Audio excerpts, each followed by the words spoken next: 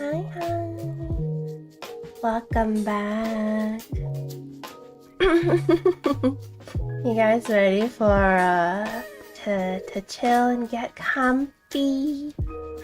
Huh? Welcome back. Thank you.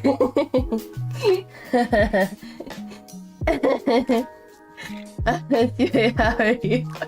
I'm good. Not like I just had a stream a couple minutes ago. I haven't seen you in a while.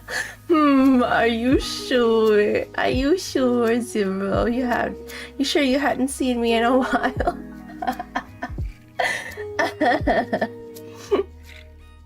You're so silly.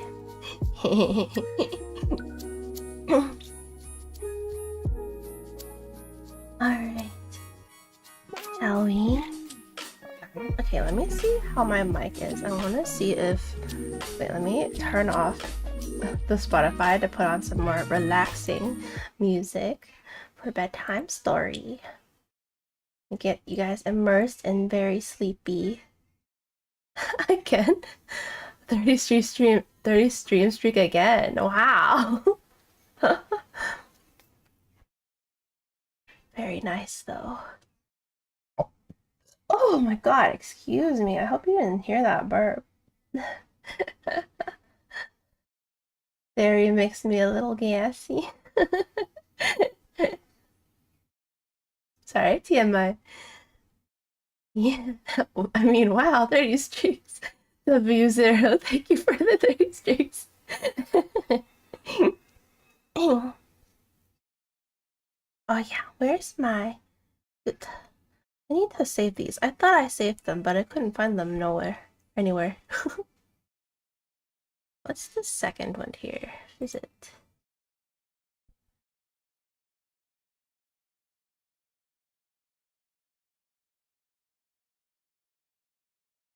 Ooh, amidst the starry sky. 3GB. So cute. Do you guys hear it? No, you can't hear it. You can maybe hear it through my mic.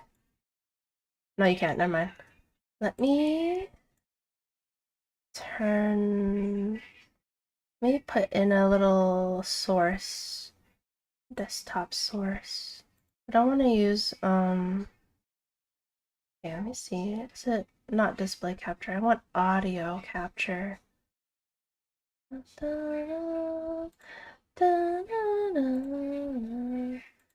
Oh, you can see it there.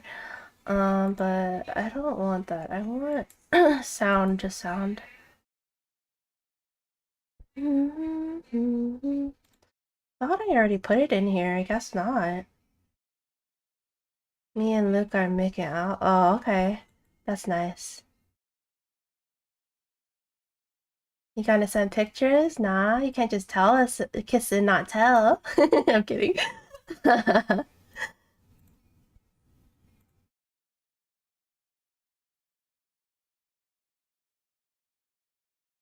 Okay, oh wait, it is already in here.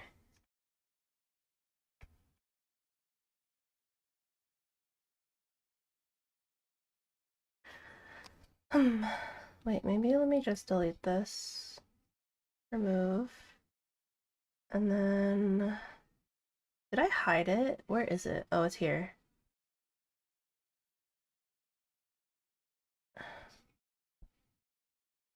Oh, I see. I need to update the link. Chrome. Okay. You guys hear that, right?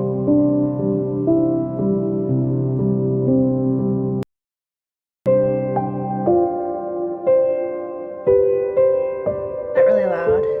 Maybe that's louder than my voice. Let me lower it to this. I think that's good. And then let me make this super loud so you can hear me in low volume. Next time for referral, actually.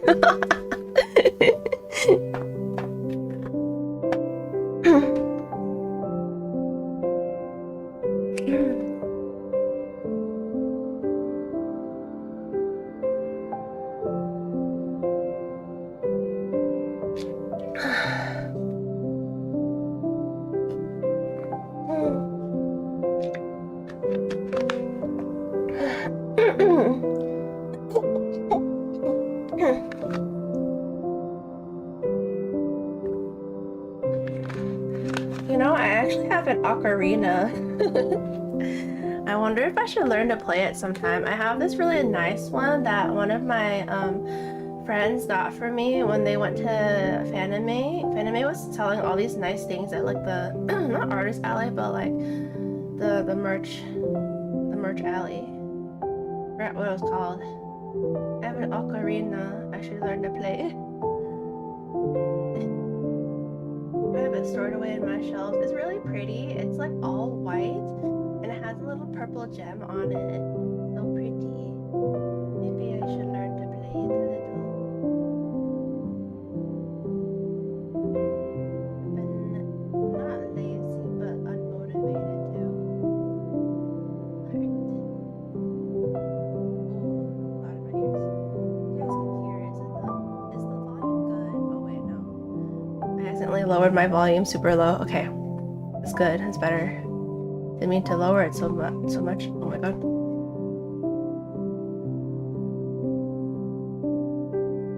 Let me.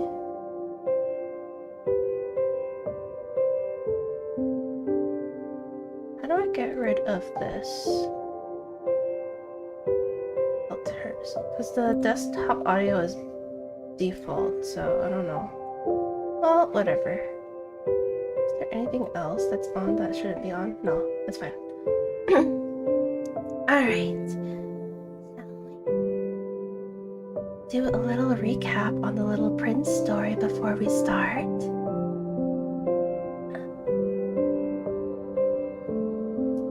I think that would be a good idea because I hardly remember either. I think that's good for ASMR. Let me test the audio. Test. Test.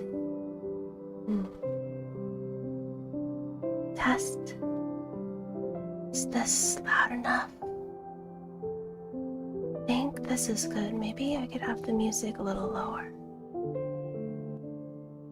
Let's see. I can wait 30 seconds for the ads. Don't worry, Moss.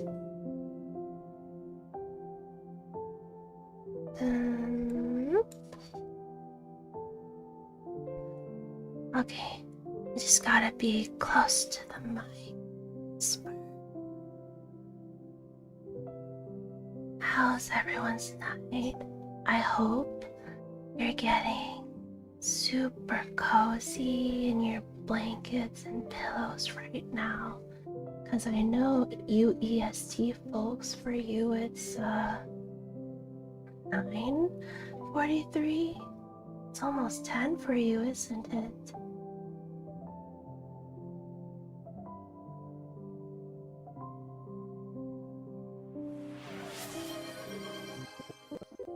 Oh my goodness. Sorry. I accidentally pressed something. Let me refresh the music.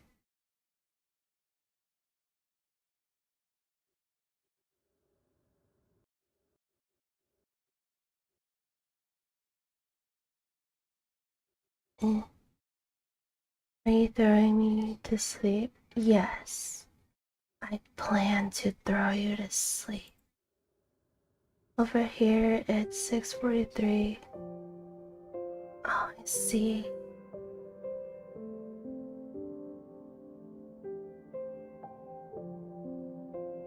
Well, that's okay.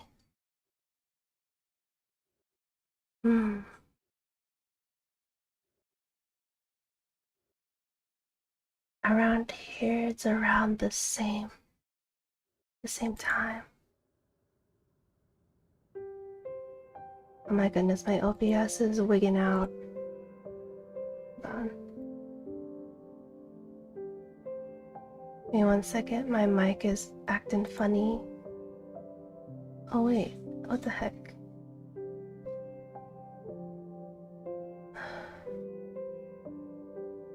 Maybe it's because I have so many things open at once.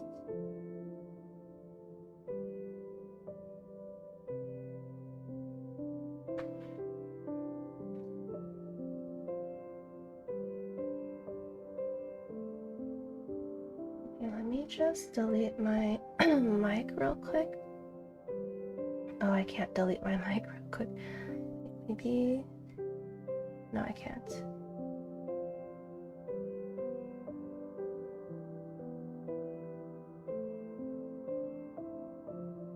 Why did it all turn on? Oh my goodness. Okay, hold on. Let me...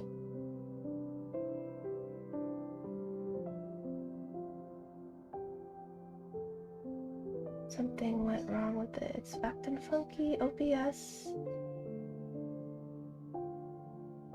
I don't want to restart the stream.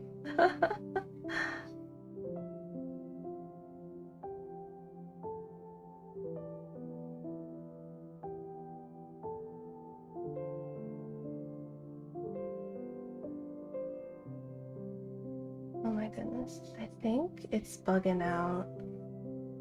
Oh.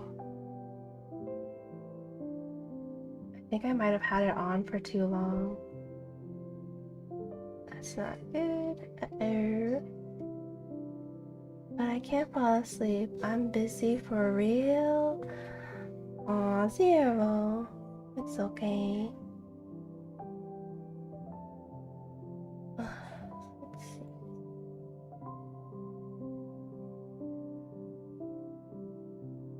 Oh no. I think I might need to restart OBS. Did your parents read you bedtime stories? Sometimes. I don't think it was very often though. I think my stream might be a little crashing, or not my stream, but OBS. Starting over. Okay. Alright. It's not playing properly. I think I have too many tabs open. Let me just... Oh no, it's not even just OBS. It's my entire computer. It's fighting me. Oh no.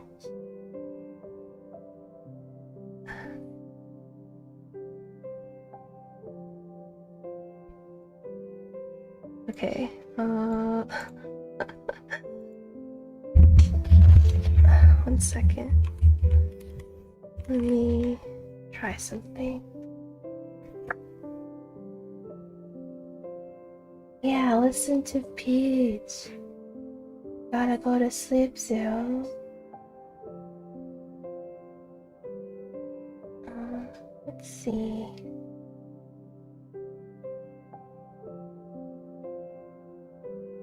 Oh, I think my computer is back to normal. I just had to wait for it to buffer a little. Let me close all these tabs. Hopefully that should help it. Oh, thank goodness. Okay. Alright, things are back to normal. Oh, all the slides were acting funny. They were moving on their own and everything. Okay. I think that's good. My parents did until like middle school. Wow, middle school. Alright, time. I'm ready now. I don't know why my computer was acting so funny. I don't remember when was the last time my parents read me a story. Well, it's been a very long time. What did they read, I wonder? I got the story they read to me already.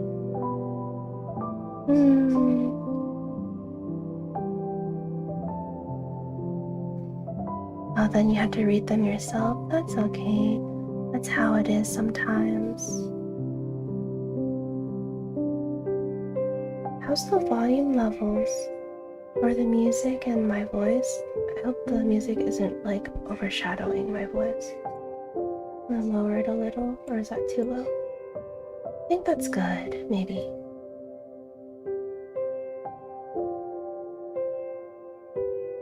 Alright, let us start. It's almost 7. I'm gonna summarize chapters 1 to 17, or no, 16. That's how far we got from last time. It'll be a quick read, and then we'll start on chapter 17. All good? Yeah. Okay.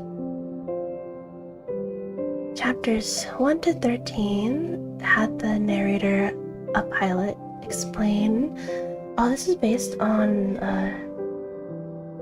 the story of a true pilot, by the way. The author, he wrote this during the war. The narrator, a pilot, explains how adults misunderstood his childhood drawings of a boa constrictor, swallowing an elephant, calling it a hat instead. Disappointed by adults' lack of imagination, he becomes a pilot. Years later, I don't think, did he become a pilot because he was disappointed with them? I think maybe that was a separate career choice.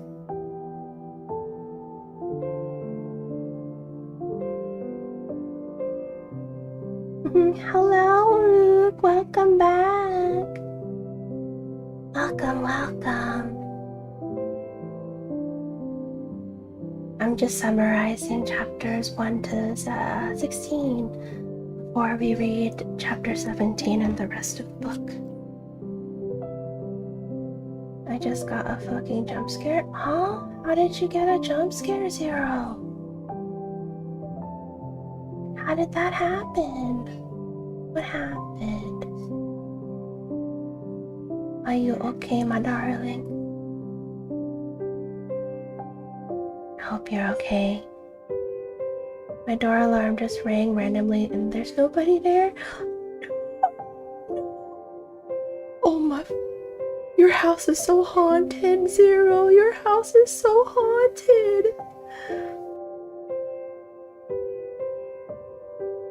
It was I, but I was scared. Oh my god, Peach.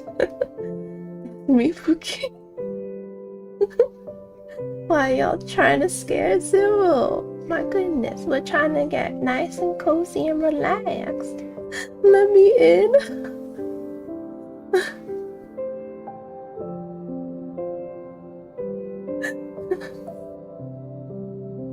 I wonder if it caught someone outside. Maybe, I don't know, or maybe it was an animal.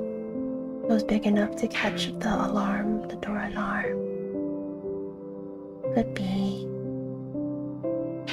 Make sure you're safe, Zero. Lock all your doors. Make sure that it wasn't really anyone nefarious. If it's Peach or Luke, then maybe let them in, you know. It's cold outside, but other than that. Being for real, I locked the door extra hard, both locks, and put something heavy on the other door. That sounds like something I would do, my paranoid ass. Let me in. Y'all, stop trying to break into his house.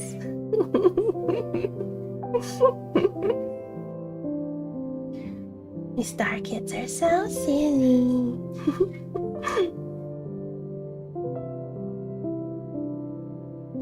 Let me see. I think I had this.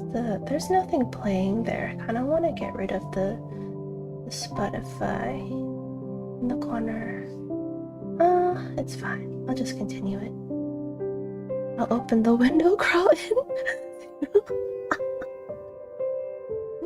He's very uncompromising with his doors.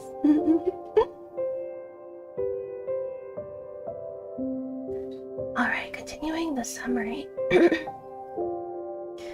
Years later, after crashing in the Sahara Desert, he meets the little prince, a mysterious boy who asks him to draw a sheep. Excuse me. The prince understands the pilot's drawings immediately, unlike most adults. Chapter 4. The pilot learns the little prince comes from a tiny asteroid called B612. He comments on how adults only care about numbers and facts instead of beauty or meaning.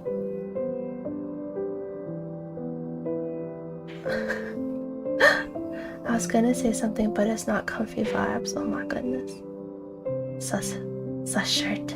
Very shush. Is spooky stuff funny? Oh, okay. Have a good eats. Have good din din, Rennie. Bye bye for now. Yeah, eat well. Oh my goodness. No spooky for comfy sleepy stream, okay?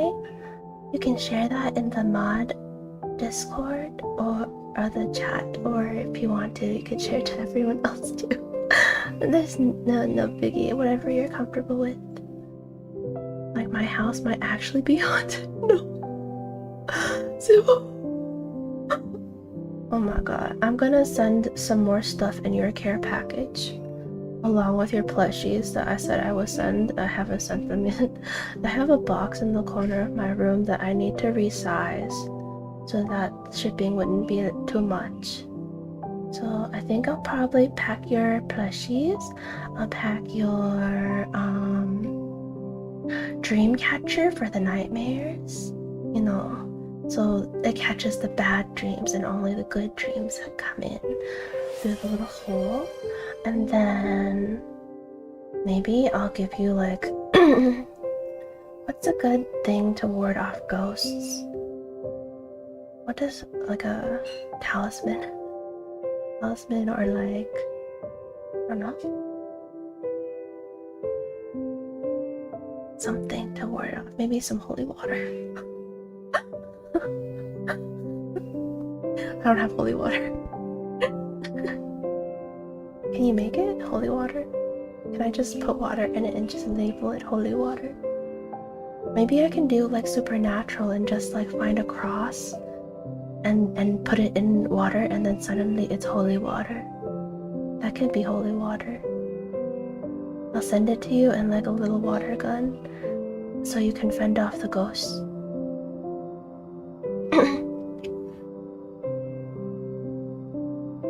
You know me as a cat demon wolf who can easy just walk through a closed door, right? Oh, really? Really?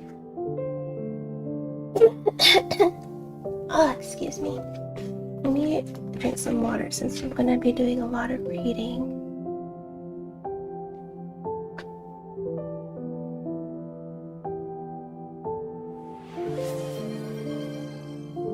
Oh, thank you for the stretch and hydrate, Peach. That was a funny sound my throat made. Stretchy. You know what would be really nice if I could have like an animation with my wings stretching too, as I stretch my arms. Oh, that'd be so cute. But I won't stop you. I'll get everything ready for your arrival. Zero. You know my dumbass. I'll probably accidentally drink the holy water. Wait, what do you mean? I said I put it in a little water gun for you, so you can use it readily. Like shoot the holy water in the space you think the entity is at. I'll put a cross. I'll put a cross in the water, and then I'll fill it with water, and then it'll be holy water.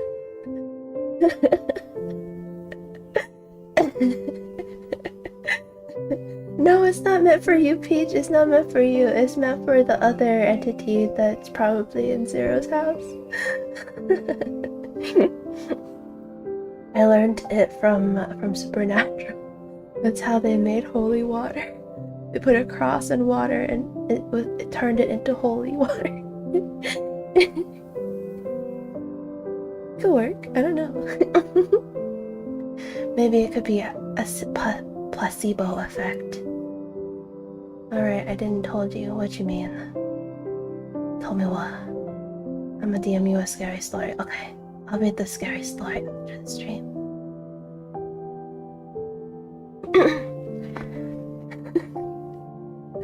Alright, no more spooky. I'm gonna send you a care package that will take care of maybe 60% of that. Hopefully. Fleshy's the hug. Owie! Hi, Sergio. Welcome in. You already know you. Ah, okay. Okay, you message Peach. Yeah, that was a very spooky story. Alright, I shall get back to the summary. Alright, chapter 4. No, we were summarizing chapter 5. The Little Prince explains the danger of baobab trees. If their seeds are not removed early, the giant trees can destroy his tiny planet. This becomes a lesson about dealing with problems before they grow too large. Oh, that was what it was about? I had to ChatGPT summarize it for me. I have too many things going on right now. I need help. I guess that was the lesson that we're supposed to take from it. Take care of things before they grow too large. I need to learn that.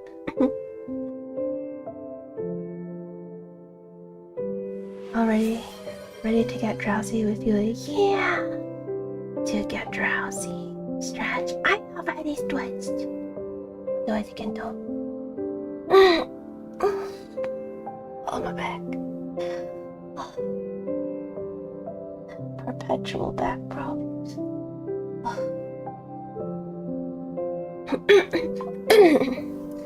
Let me drink a little bit more water. I wish I had more cough drops on me. Your voice is so cute. Thank you, Maz.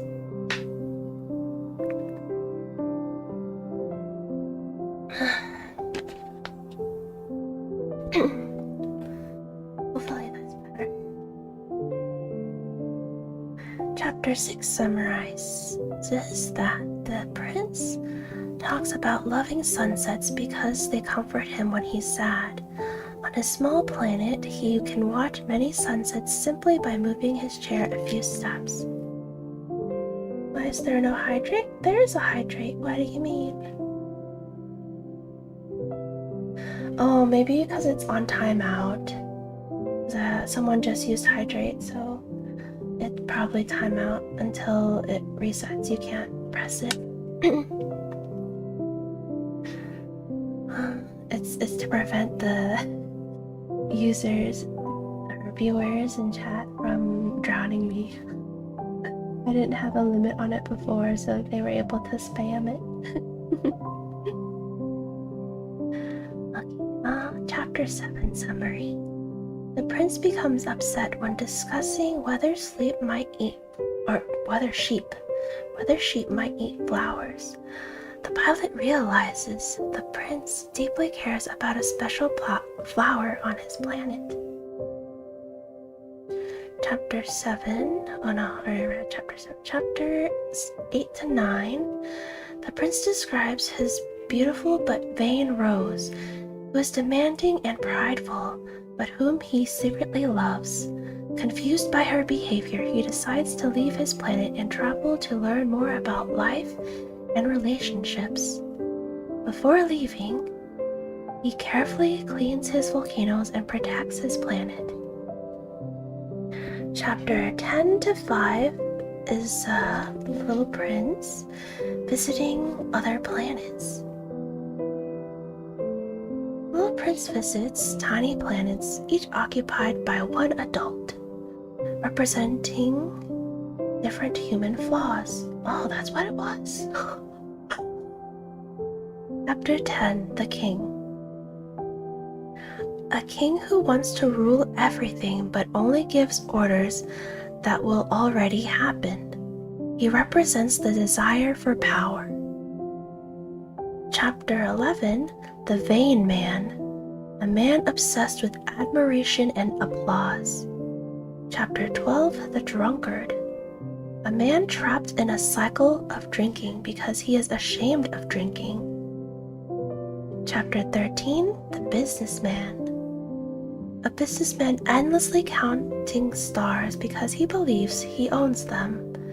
The prince thinks his obsession is meaningless because he does nothing useful with them. Chapter 14, The Lamplighter. A hard-working lamplighter faithfully follows orders to light and extinguish a lamp every minute because his planet spins so fast. The the prince admires him because he works for something besides himself. Chapter 15, The Geographer.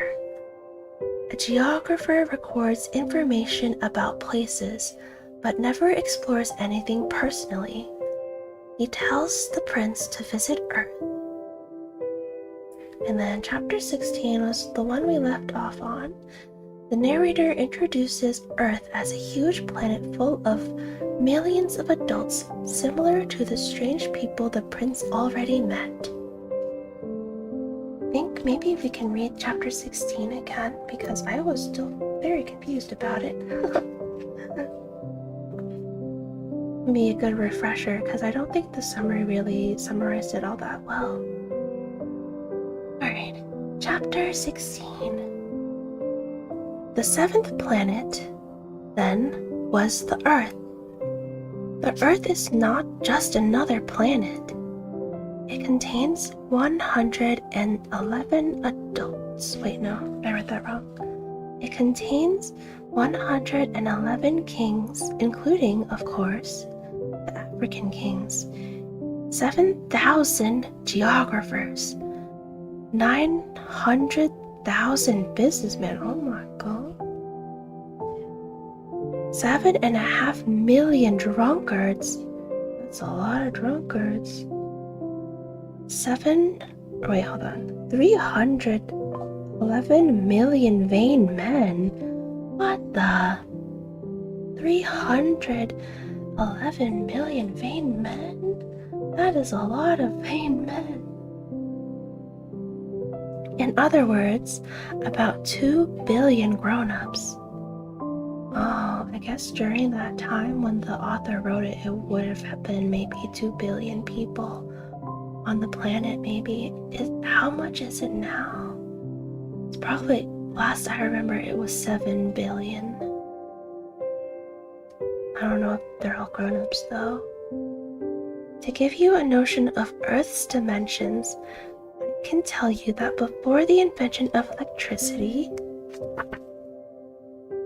it was necessary to maintain over the whole of 6 continents a veritable army of 462,511 lamplighters.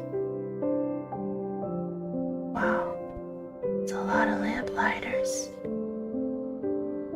Seen from some distance, this made a splendid effect. The movements of this army were ordered like those of a ballet. First came the turn of the lamplighters of New Zealand and Australia. Then these, having lit their street lamps, would go home to sleep.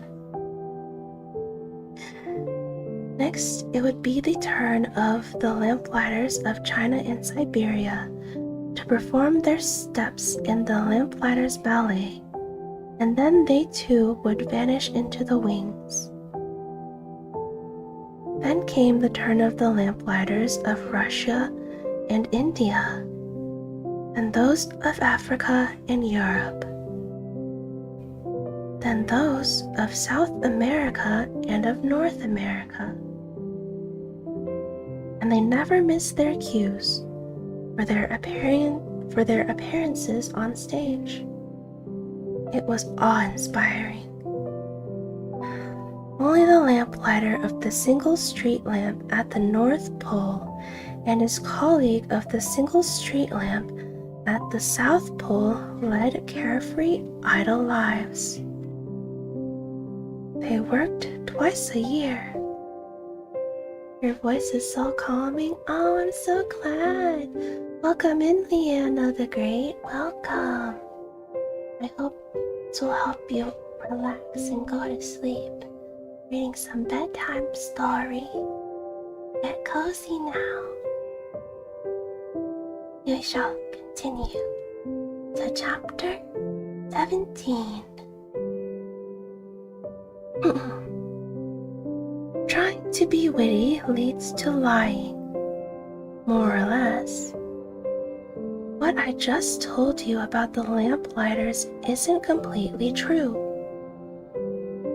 And I risk giving false idea of our planet to those who don't know it. Men occupy very little space on Earth. If the 2 billion inhabitants of the globe were to stand close together, as they might for some big public event, they would easily fit into a city block that was 20 miles long and 20 miles wide. You could crowd all humanity into the smallest Pacific islet. Grown-ups, of course, won't believe you. They're convinced they take up much more room.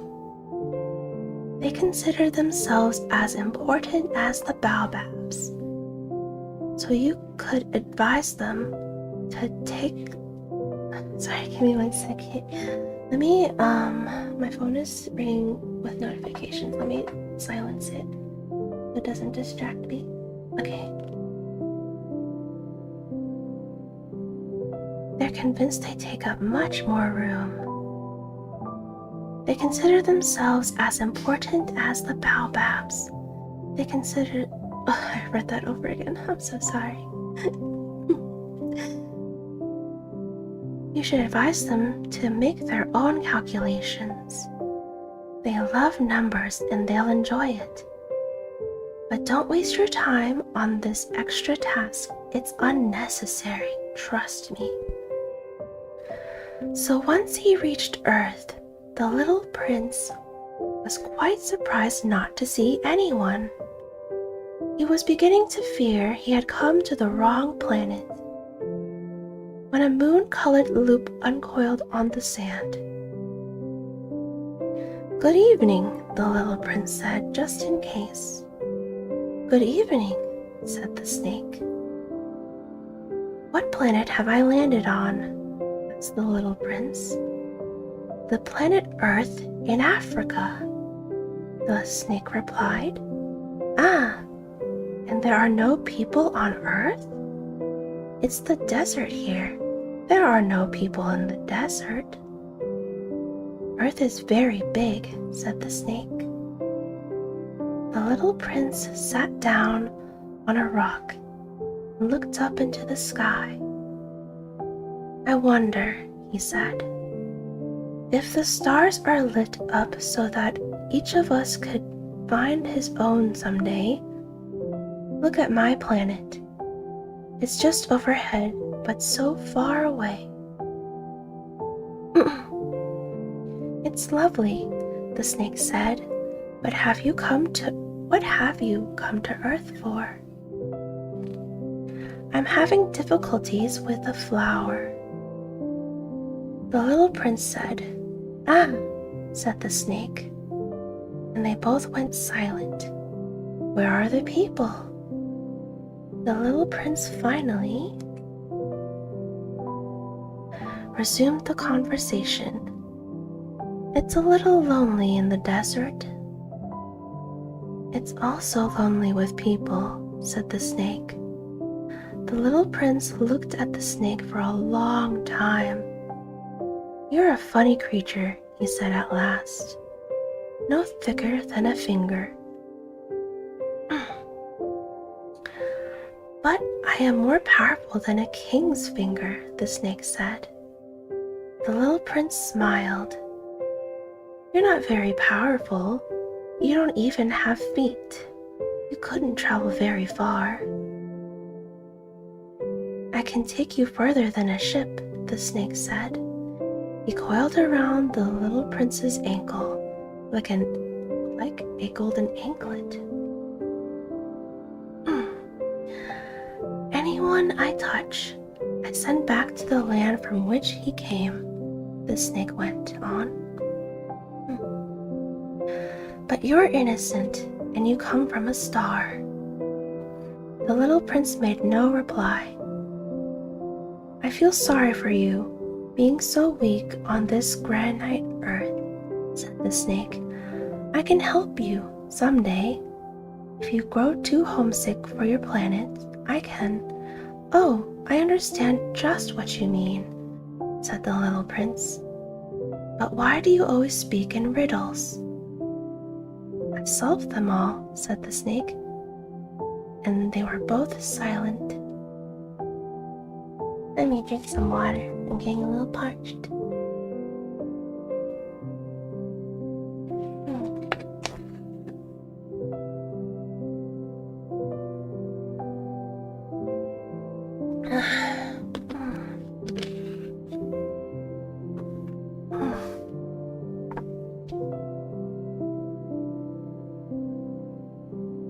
What's this? Chapter 18. The little prince crossed the desert and encountered only one flower. A flower with 3 petals, a flower of no consequence.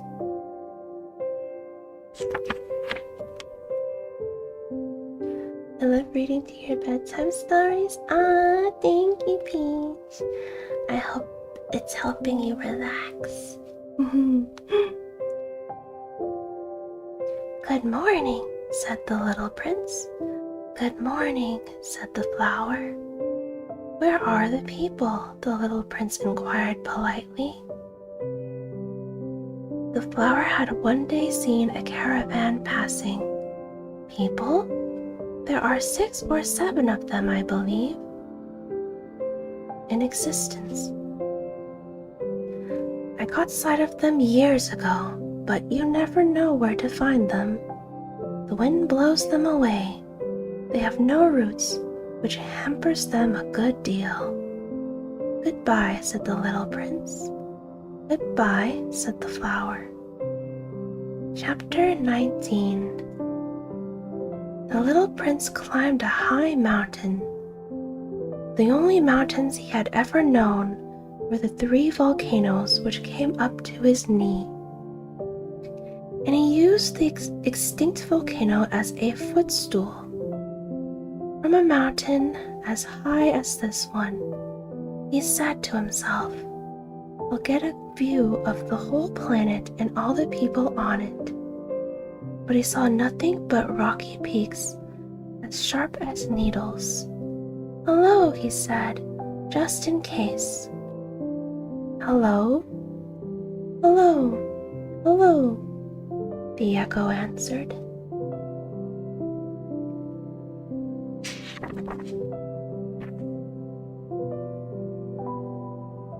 Who are you? Asked the little prince. Who are you? Who are you? Who are you? The echo answered. Let's be friends. I'm lonely, he said. Let's be friends. I'm lonely.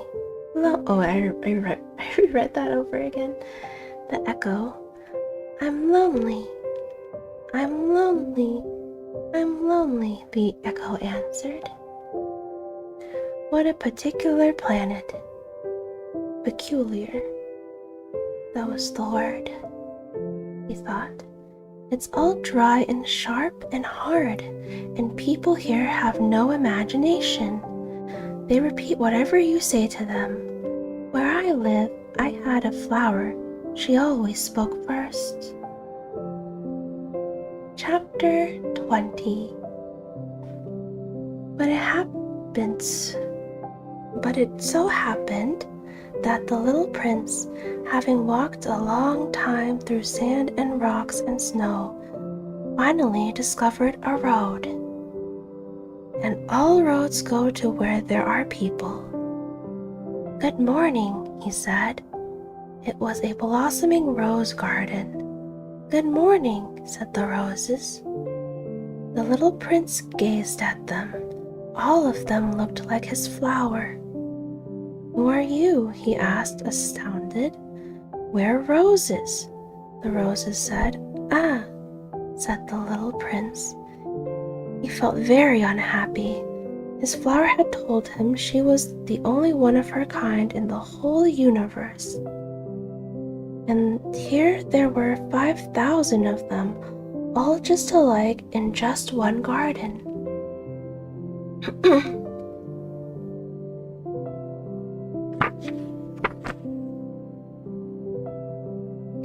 Okay, let me drink a little more water.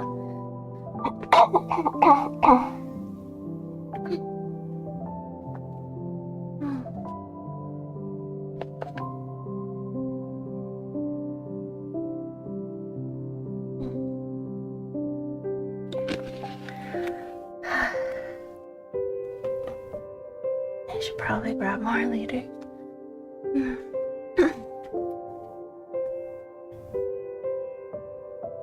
She would be very annoyed, he said to himself.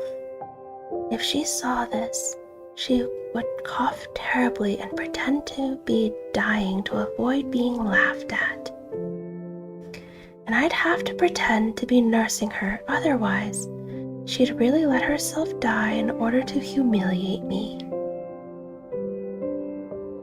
I hope Zero goes to bed. I hope so too. Maybe if he doesn't answer in a while, that means he actually did go to sleep.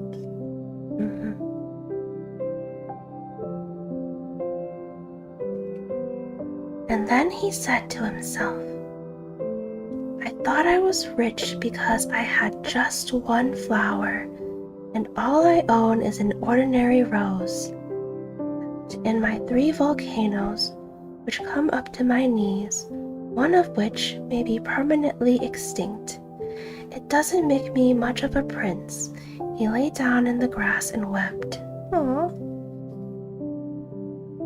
You probably won't, Zero. Scare away the spoopy man. You're about to go on a date? Oh, excuse me. Poorly timed burp. With an Elden Ring boss. Oh my god. Never mind.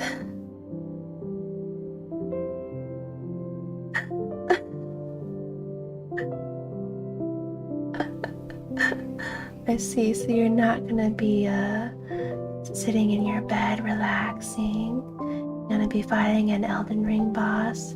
That doesn't sound relaxing unless you are very used to fighting. I guess you are used to fighting Elden Ring. It would be relaxing for you. With all the hours that you have. What was it, 400 something hours? Or was it 400? I think it was. I don't have pull game like that. Have fun with your date in Elden Ring, Zero.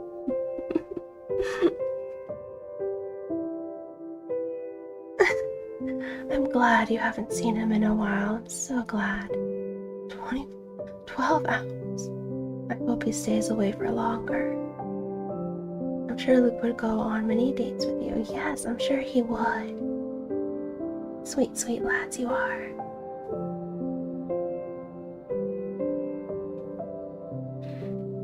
What chapter is this?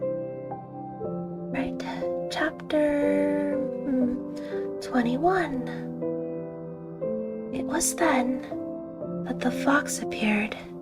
Good morning, said the fox.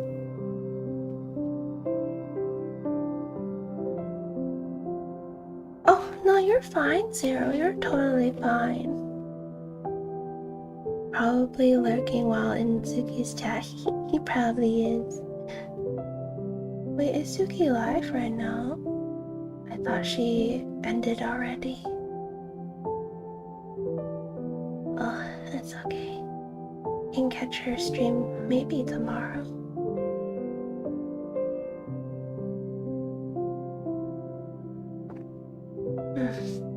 She is. Wait, when did she start? I need to look at her schedule again. You're not very good at keeping track. I see you. Right, she moved everything over by a day, I remember.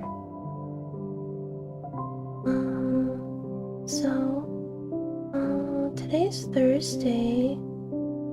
So Subnautica? Guess it would be 6 p.m. for me, right? Subnautica 2. Yapping dailies and Subnautica. Okay. Held with Wordle today. Oh, nice. Good job, Brenny. she started at 6 your time. Oh, I see. I was still trying to get the story stream set up. Will they should still be streaming by the time we finish the story? Gotta keep reading. Maybe I can make it to our stream. Subnanica. Okay.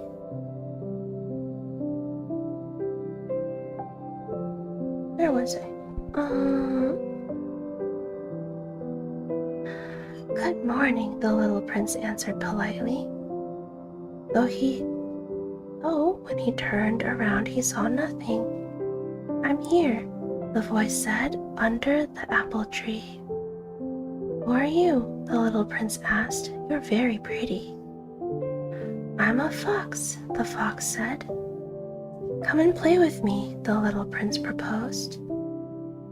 I'm feeling so sad. I can't play with you, the fox said. I'm not tamed. Ah, excuse me, said the little prince, but upon reflection he added, what does tamed mean? You're not from around here, the fox said. What are you looking for? I'm looking for people, said the little prince. What does tamed mean? The fox is an important character. Ooh, yeah. I think I remember seeing the fox in illustrations with the little prince before. Remember this character. People, said the fox, have guns and they hunt. It's quite troublesome, and they also raise chickens. That's the only interesting thing about them. Are you looking for chickens? No, said the little prince. I'm looking for friends. What does tamed mean?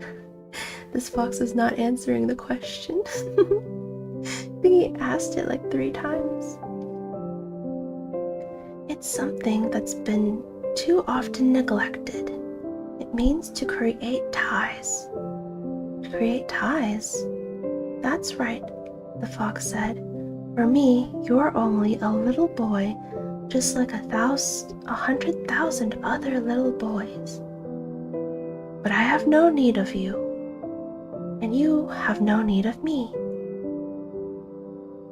For you, I am only a fox like 100,000 other foxes. But if you tame me, we'll need each other. You'll be the only boy in the world for me, and I'll be the only fox in the world for you. I'm beginning to understand, the little prince said. There's a flower.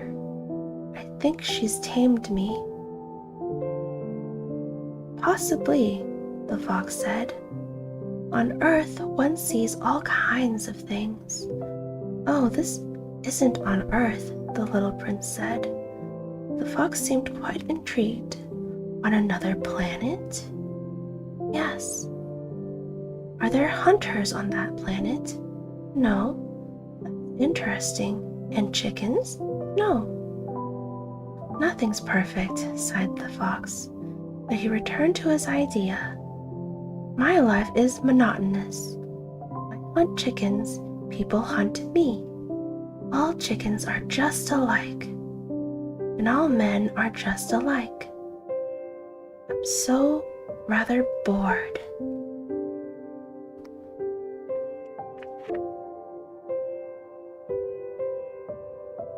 But if you tame me, my life will be filled with sunshine. I'll know the sound of footsteps that will be different from all the rest. Other footsteps send me back underground. Yours will call me out of my burrow like music. And then look, you see the wheat fields over there? I don't eat bread. For me, wheat is of no use whatsoever. Wheat fields say nothing to me, which is sad, but You have hair the color of gold, so it will be wonderful once you've tamed me. The wheat, which is gold, will remind me of you, and I'll love the sound of the wind in the wheat. The fox fell silent and stared at the little prince for a long time. Please tame me, he said. This is just like the raccoons trying to get domesticated into pets. People say they almost succeeded, but I feel like they did succeed. There are a bunch of people that have raccoons as pets. See them all over the internet.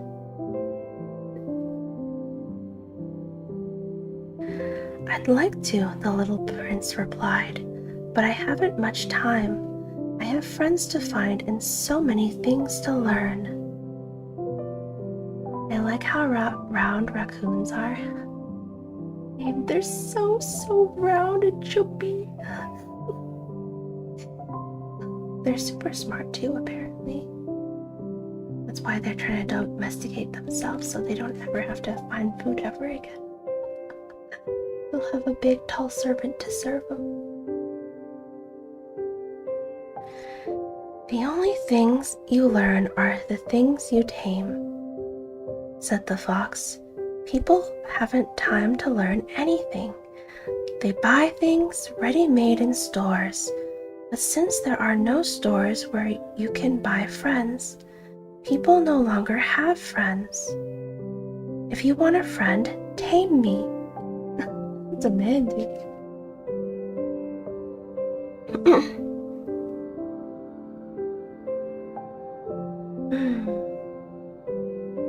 What do I have to do? Asked the little prince. Sorry, give me 1 second.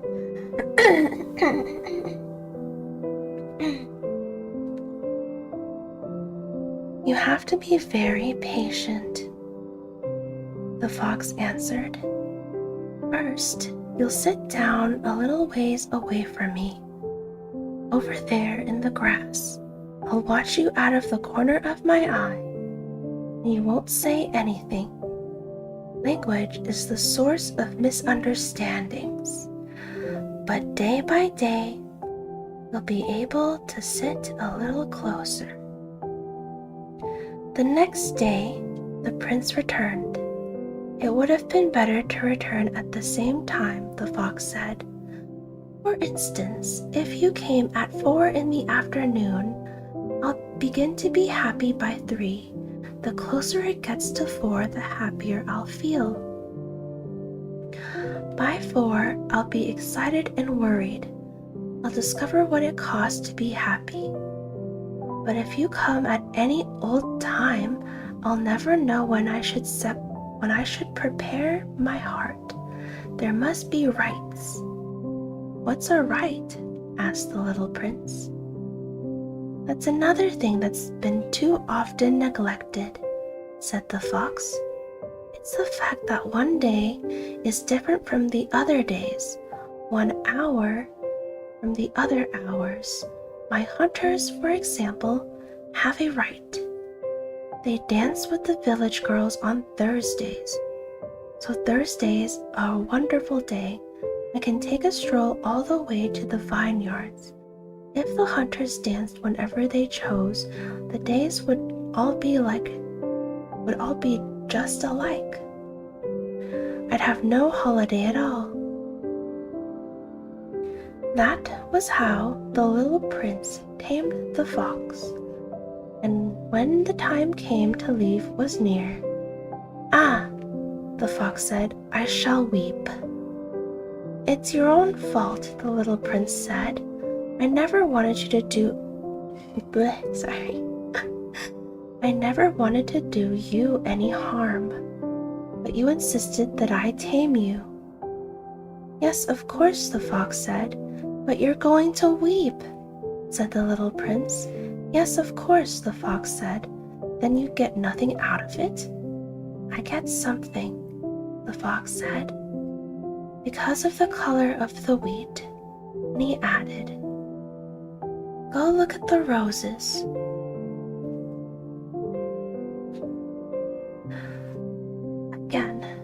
understand that yours is the only rose in all the world, then come back to say goodbye, and I'll make you the gift of a secret."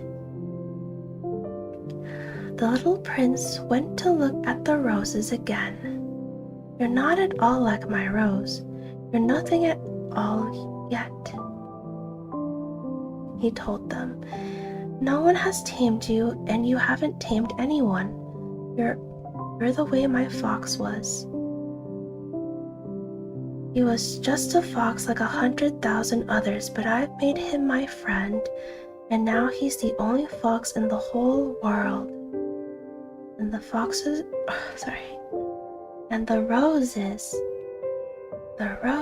were humbled. "Oh, hi, Einthal. Welcome in. Yeah, get cozy. Cozy stream." "You're lovely, but you're empty," he went on. "One couldn't die for you. Of course, an ordinary passerby would think my rose looked just like you, but my rose, all on her own, is more important than all of you together. Since she's the one I've watered, since she's the one I put under glass, since she's the one I sheltered behind a screen, she's the one for whom I killed the caterpillars, except the 2 or 3 were butterflies. Since she's the one I listened to when she complained, or when she boasted, or even sometimes when she said nothing at all, since she's my rose." And he went back to the fox. "Goodbye," he said. "Goodbye," said the fox. "Here is my secret. It's quite simple. One sees clearly only with the heart. Anything essential is visible to the eyes." That's a good lesson. And very true. But I think there's like a lot of cases, I don't know. One only sees clearly with the heart. I feel the heart is clouded oftentimes. Anything essential is visible to the eyes. I suppose that's more true than the first statement, but maybe I'm reading it wrong. To see clearly with the heart. I guess in a lot of situations that is true. But there's always that saying, hindsight is 20/20.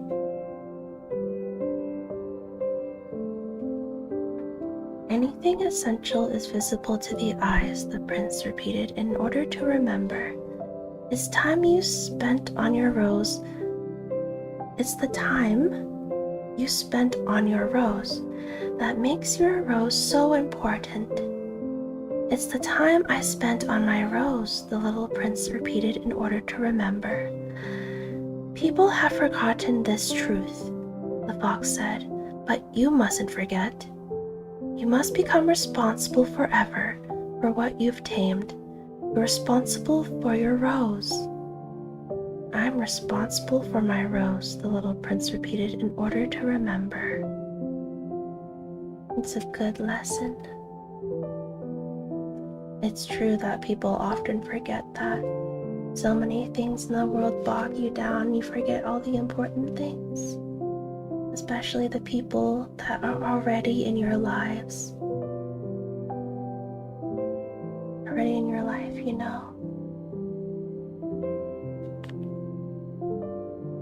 We're almost done, I think.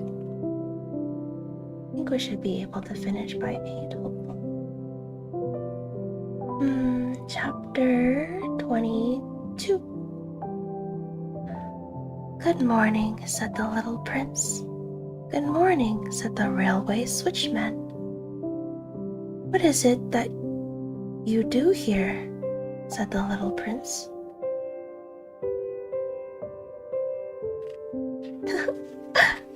Luke, "Oh, Zero, I might be pretty, but that's what you deserve."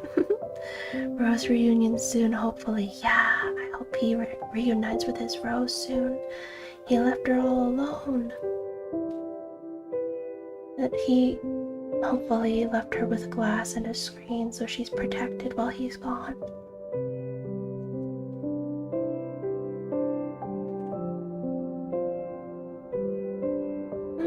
Let's see. "I sort the travelers into bundles of 1,000, the switchman said. "I dispatch the trains that carry them, sometimes to the right, sometimes to the left.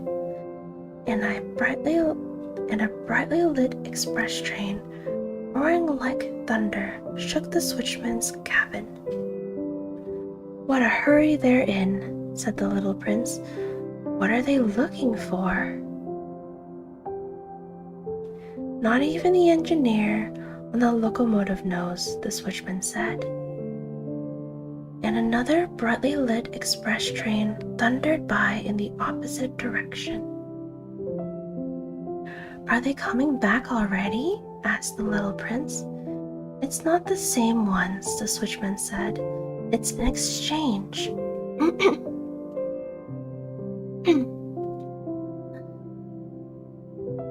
"They aren't satisfied where they were?" asked the little prince. "No one is ever satisfied where he is," the switchman said. And a third brightly lit express train thundered past. "Are they chasing the first travelers?" asked the little prince. "They're not chasing anything," the switchman said. "They're sleeping in there, or else they're yawning. Only the children are pressing their noses against the window panes." "Only the children know what they're looking for," said the little prince. "They spent their time on a rag doll and it becomes very important, and if it's taken away from them, they cry." "They're lucky," the switchman said. That's so true. I kind of want to make it an exercise to remember daily affirmations, to remember what's important, what we may be lost after childhood, at least the important parts. We don't need to remember school or trauma, but maybe the more important parts.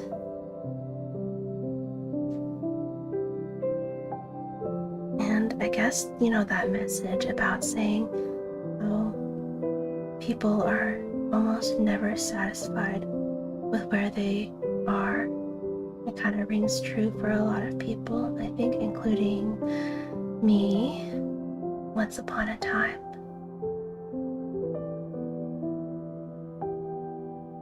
Better now, obviously.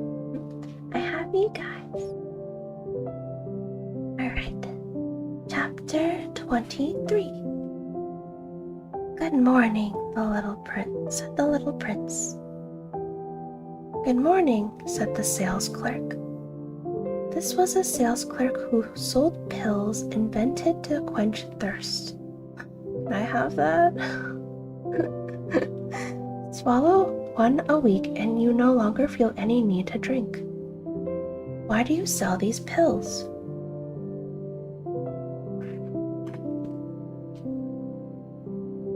"They save me so much time," the sales clerk said. Experts have calculated that you can save 53 minutes a week.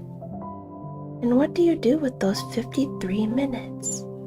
Whatever you like. If I had 53 minutes to spend as I like, the little prince said to himself, I'd walk very slowly towards a water fountain. Can you imagine not being able to drink? I like drinking water. I like being hydrated. Chapter 24. It was now the 8th day since my crash landing in the desert. You like sippy too, Rennie?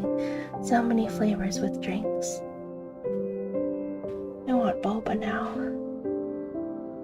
Maybe some strawberry slushy or smoothie. Sounds good. Matcha. I want a matcha cheesecake. I'm getting hungry. Chapter 24. Let's see. Continuing. My friend the fox told me, "Little fellow, this has nothing to do with the fox. Why? Because we're going to die of thirst." The little prince didn't follow the reasoning and answered me, "It's good to have had a friend even if you're going to die. Myself, I'm very glad to have had a fox for a friend." He doesn't realize the danger, I said to myself. He's never hungry or thirsty. A little sunlight is enough for him. But the little prince looked at me and answered my thought. "I'm thirsty too. Let's find a well." I made an exasperated gesture. It is absurd looking for a well at random in the vastness of the desert, but even so, we started walking. See, he reunited with the pilot.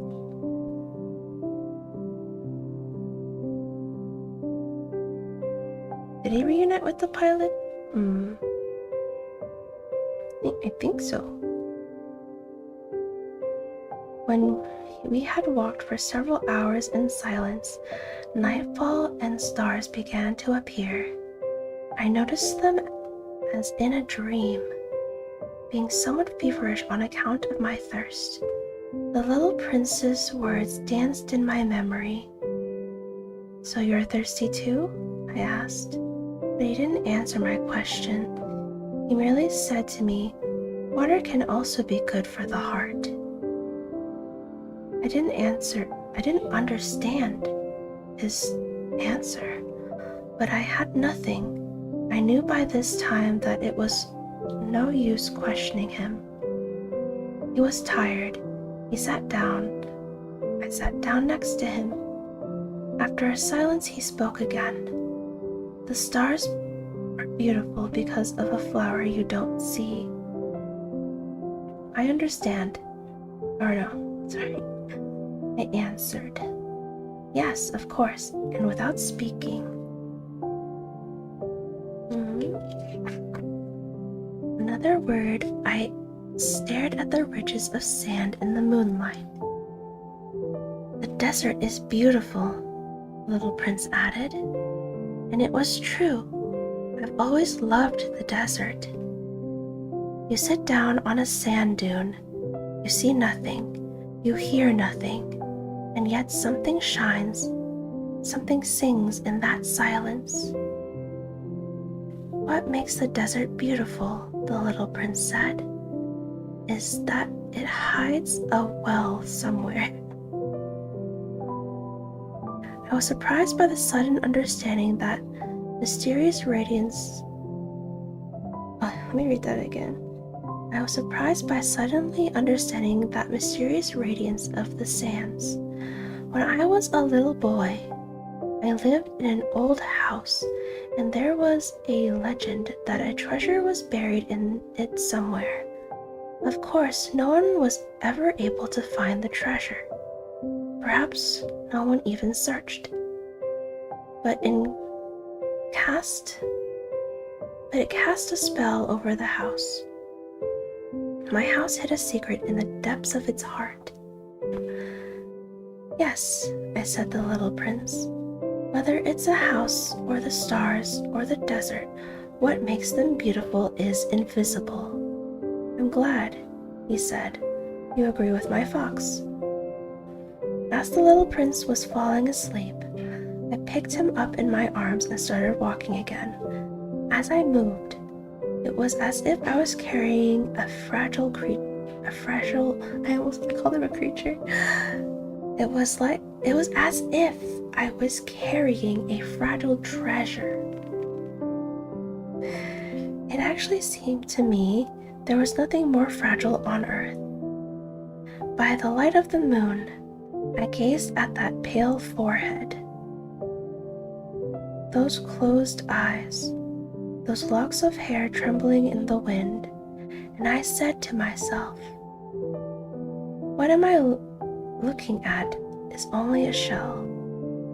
What I'm looking at is only a shell. What's most important is invisible. As his lips parted in a half smile, I said to myself again, what moves me so deeply about this sleeping little prince is his loyalty to a flower, the image of a rose shining within him like the flame within a lamp, even when he's asleep. And I realized he was even more fragile than I had thought. Lamps must be protected. A gust of wind can blow them out, and walking on like that, I found the well at daybreak. Are you getting sleepy, Luke? That's good. Chapter 25.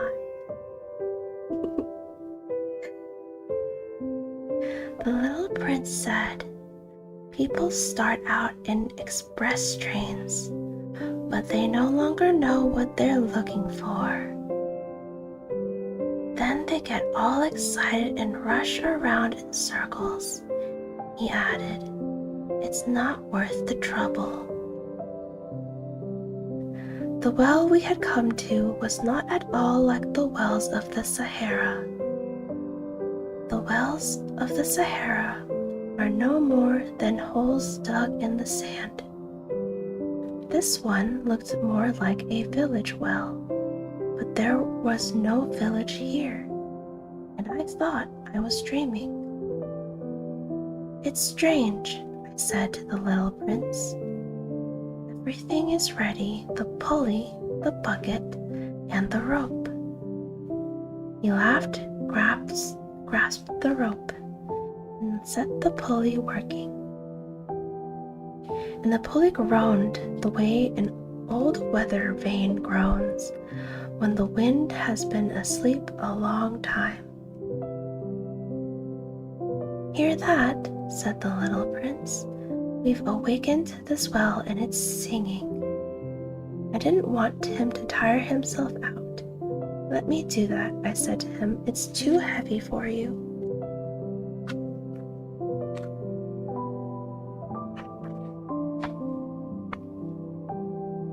Slowly, I hoisted the bucket to the edge of the well. I set it down with great care.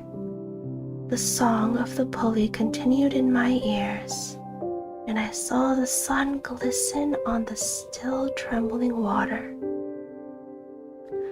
I'm thirsty for that water, said the little prince. Let me drink some. And I understood that what he'd been looking for. Don't fight it, Luke. Go to sleep. Don't make me sing Twinkle Twinkle. I'm kidding. And I understood what he'd been looking for. I raised the bucket to his lips. He drank, eyes closed. It was as sweet as a feast. That water was more than merely a drink. It was born of our walk beneath the stars, of the song of the pulley, of the effort of my arms. It did the heart good like a present. When I was a little boy, the Christmas tree lights, the music of midnight mass, the tenderness of people's smiles made up in the same way the whole radiance of the Christmas spirit I received, the Christmas present I received. My partner bought me Roco cheddar soup for the week. Nice! That sounds so good, Rennie. I'm so glad for you. It sounds delicious. You gotta send a pic when you start eating it. Where was it? Oh yeah. People where you live the little prince said. Grow 5,000 roses in one garden, yet they don't find what they're looking for. They don't find it, I answered, and yet what they're looking for could be found in a single rose or a little water. Of course, I answered, and the little prince asked, but eyes are blind. You have to look with the heart. I had drunk the water. I could breathe easy now. The sand at daybreak is honey-colored, and that color was making me happy too. Why then did I feel so sad? She ended stream. Dang it. Maybe I can catch your stream tomorrow. Hopefully after karaoke ends within 2 hours, I'll have her stream on when I cook dinner on Friday. I'll have her stream on when I lurk. And then it'll be good. I won't be able to interact very much because I'll be in the kitchen, but I'll just have her on the side. She ended early.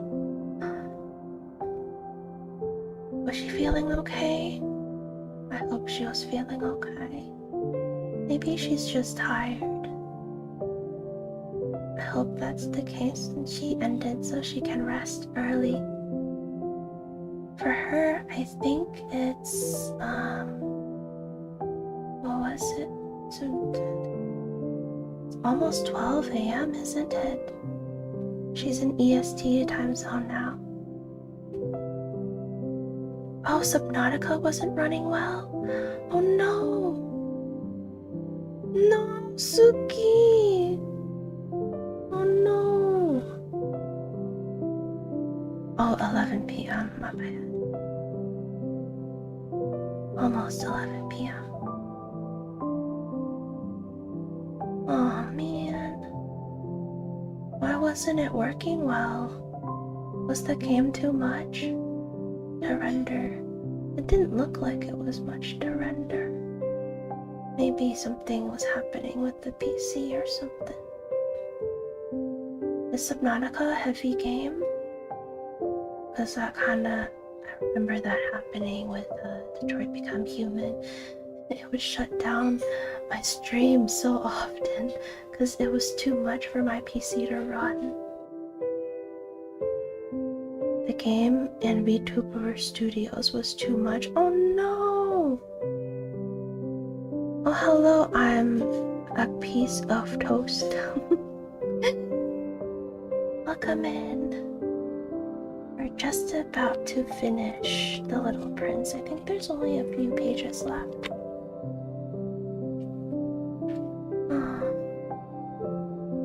I hope she's able to stream tomorrow. She has the energy too. I hope that she can get Subnautica 2 to work. She'll be able to play it soon. Poor Suki. It's 4 a.m. I should probably go to sleep. Well, we're reading a bedtime story, so what about I continue reading and you can go back to sleep. Be like a little lullaby for you, a little bedtime story. I think we're almost done. Reading The Little Prince. Lights.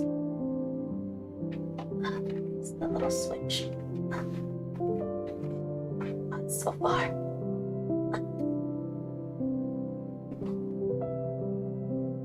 There we go. I can see the pages now.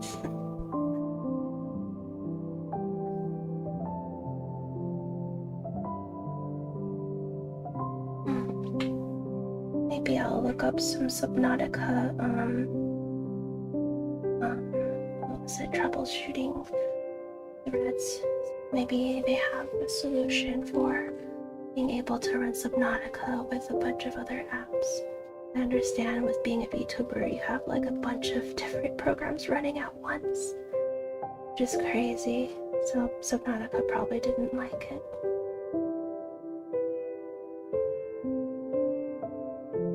Okay, let me see. Where was I? Yes. I was a little boy. The Christmas tree lights, the music of midnight mass, the tenderness of people's smiles, made up in the same way the whole radiance of the Christmas present I received. People where you live, the little prince said, grow 5,000 roses in one garden, yet they don't find what they're looking for. Wait, I read this already.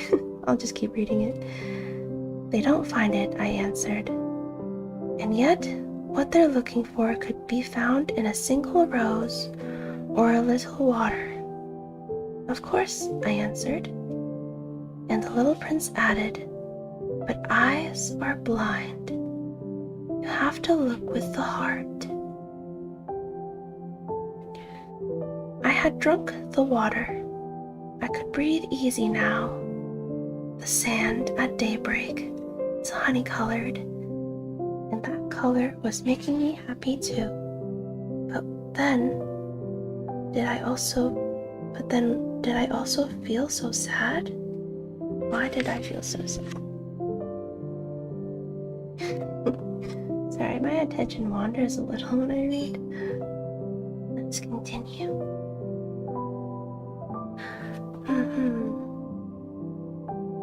You must keep your promise, said the little prince, sitting up again beside me. What promise? You know, a muzzle for my sheep. I'm responsible for this flower. I took my drawings out of my pocket. The little prince glanced at them and laughed as he said, your baobabs look more like cabbages. Oh, I had been so proud of the baobabs. Your fox, his ears look more like horns, and they're too long, he laughed again. Kids are like the harshest critic. They're the harshest critics. They always tell you what's on their mind without any filter.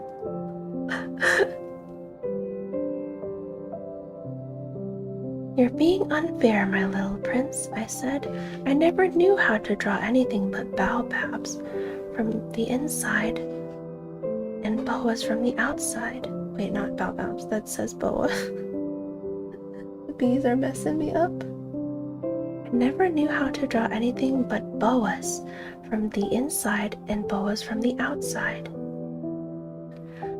Oh, that'll be all right, he said. Children understand. So then I drew a muzzle, and with a heavy heart I handed it to him. You've made plans I don't know about. But he didn't answer. He said, you know, my fall to earth, tomorrow will be the first anniversary. Then, after a silence, he continued, I landed very near here, and he blushed. And once again, without understanding why, I felt a strange grief. However, a question occurred to me. Then it wasn't by accident that on the morning I met you, 8 days ago, you were walking that way all alone, 1,000 miles from any inhabited region? Were you returning to the place where you fell to earth? The little prince blushed again, and I added hesitantly, perhaps on account of the anniversary? Do you have to end soon? I think I'll finish the story, because we're almost done, and I feel like if I continue this story for next stream, it'll be very short. Yeah. Don't worry, I don't have to go yet. I think a hard stop for me might be 8:30 when Mama Nay comes home and I have to help her with stuff. Yeah. Okay, I'll continue. continue reading. I miss you. What do you mean? You are still here. Silly. The little prince blushed once more. He never answered questions, but when someone blushes, doesn't that mean yes?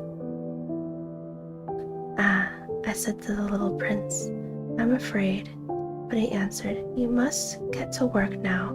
You must get back to your engine. I'll wait here. Come back tomorrow night. But I wasn't reassured. I remembered the fox. You risk tears if you let yourself be tamed. You miss you. I'm right here. We have like 1, 2, 3, 4, 5, 6, 7, 8, 9. Like 9 to 10 pages left. We're almost done. I'll be here for another 10 pages. 20. All these Roman numerals. That's a 5. That's a 1. 26. I think, no. Yeah, that's 26. Beside the well, there was a ruin, an old stone wall. When I came back from work the next evening, I caught sight of my little prince from a distance. He was sitting on top of the wall, legs dangling. And I heard him talking. Don't you remember? He was saying. This isn't exactly the place. Another voice must have answered him then. Or he replied, oh yes, it's the right day, but this isn't the place. I continued walking toward the wall. I still could neither see nor hear anyone, but the little prince answered, of course, you'll see where my tracks begin on the sand. Just wait for me there. I'll be there tonight. You guys are so silly. I was 20 yards from the wall and still no one saw me. Then the little prince said after a silence, your poison is good? You're sure it won't make me suffer long? Huh? What do you mean? What do you mean? What do you mean? Poison, little prince? What?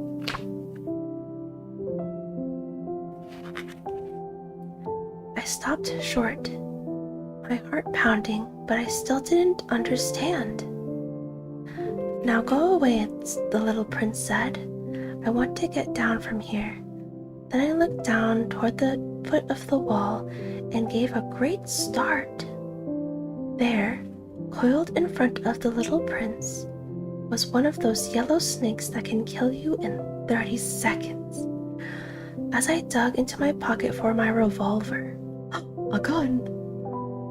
I stepped back, but at the noise I made, the snake flowed over the sand like a trickling fountain and without even hurrying, slipped away between the stones with a faint metallic sound.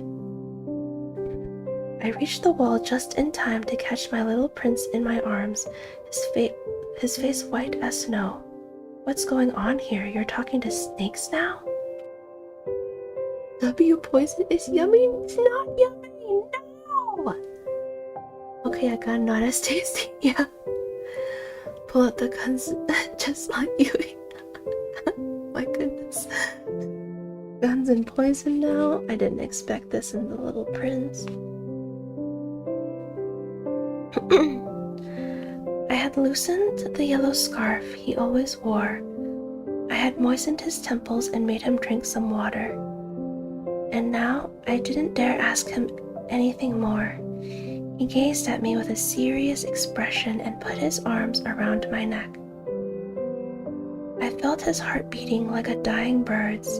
Then, when it's been shot, he said to me, I'm glad you found what was the matter with your engine. Now you'll be able to fly again. How did you know? I was just coming to tell him that I had been successful beyond all hope. He didn't answer my question. All he said was, I'm leaving today too. Then sadly, it's much farther. it's much more difficult.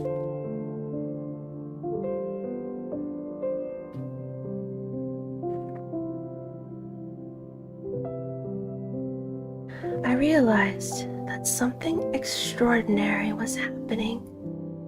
I was holding him in my arms like a little child, yet it seemed to me that he was dropping headlong into an abyss, and I could do nothing to hold him back. Is he dying? Oh! Wait, did he get, willingly poisoned by the snake? Is dying gonna send him back to his planet? Huh? I'm scared. His expression was very serious now. Lost and remote. I have your sheep and I have the crate for it and the muzzle, he smiled sadly. I waited a long time. I could feel that he was reviving a little. Little fellow, you were frightened. Of course he was frightened. But he laughed a little. I'll be much more frightened tonight. Once again, I felt chilled by the sense of something irreparable, and I realized I couldn't bear the thought of never hearing that laugh again. But for me, it was like a spring of fresh water in the desert. Little fellow, I want to hear you laugh again. But he said to me, tonight, it'll be a year. My star will be just above the place where I fell last year. Little fellow, it's a bad dream, isn't it? All this conversation with the snake and the meeting place and the star. But he didn't answer my question. All he said was, the important thing is what can't be seen. Well, of course, it's the same as for the flower. If you love a flower that lives on a star, then it's good at night to look up at the sky. All the stars are blossoming. Of course, it's the same for the water. I'm not getting eepy, I'm getting teary.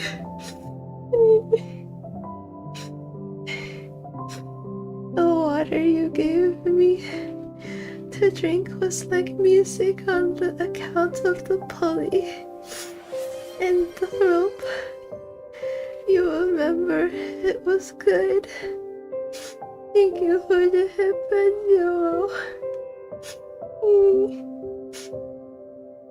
I'm not crying, don't cry, don't cry. Of course,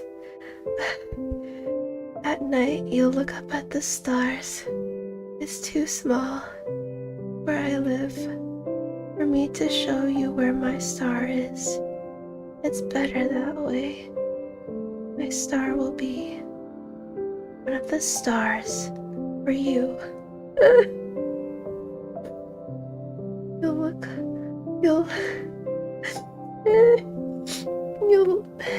I can't even read. Sending huggies too, thank you. So you'll like looking at all of them. They'll all be your friends. And besides, I have a present for you. He laughed again. Little fellow, I love hearing that laugh. That'll be my present, just that. It'll be the same as for the water. What do you mean? People have stars, but they aren't the same. For travelers, the stars are guides.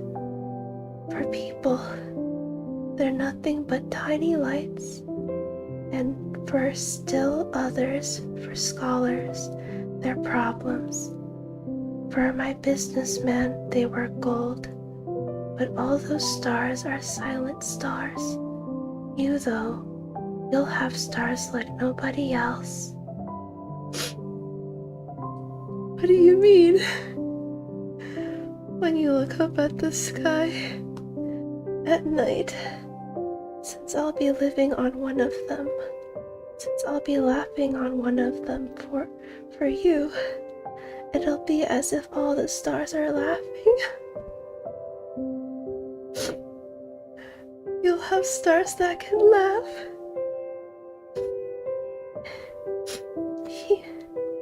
He laughed again.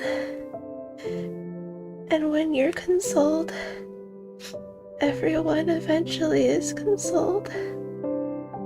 You'll be glad. You've known me. You'll always be my friend.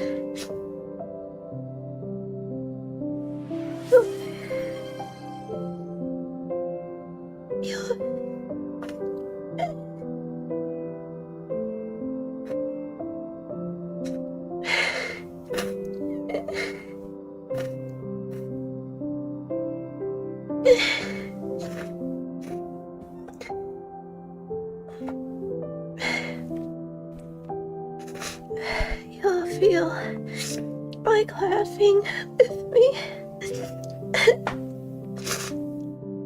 And you'll open your window sometimes just for the fun of it.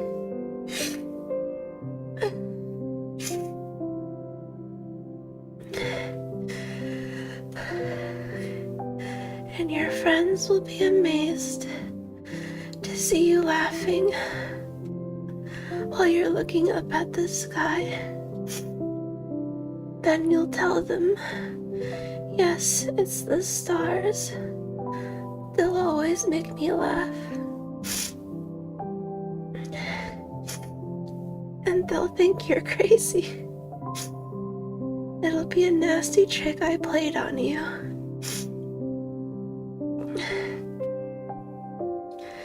And he laughed again.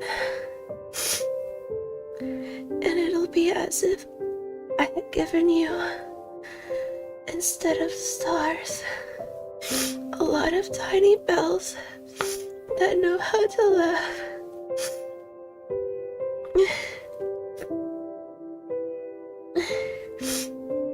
And he laughed again.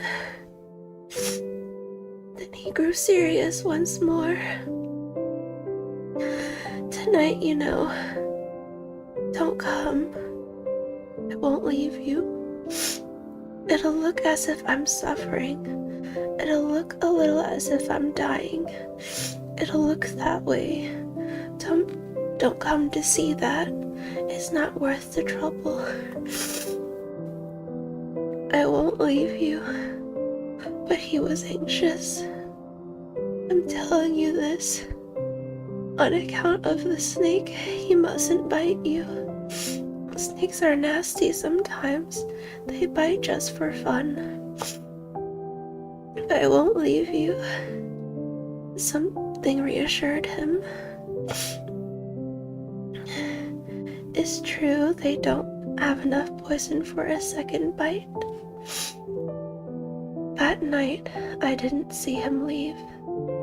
He got away without making a sound. When I managed to catch up to him, he was walking fast with determination. All he said was, you're here. He took my hand, but he was still anxious. You were wrong to come. You'll suffer. I'll look as if I'm dead, but that won't be true. I said nothing. You understand, it's too far. I can't take this body with me. It's too heavy. I said nothing. But it'll be like an old abandoned shell. There's nothing sad about an old abandoned shell.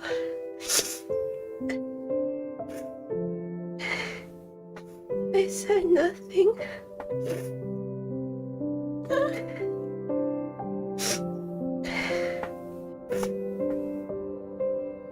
He said, a little disheartened now, but he made one more effort. It'll be nice, you know.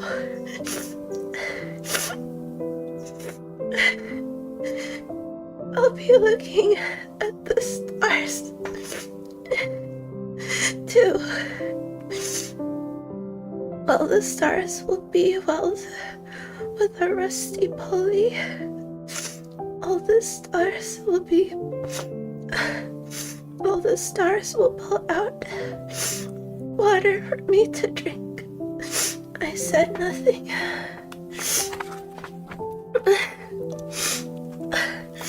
How are there a few pages left? Oh my god, I'm already crying.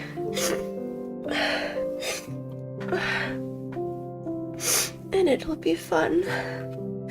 You'll have 500 million little bells. Thank you for the head pats, Rennie. Is this what you warned me about?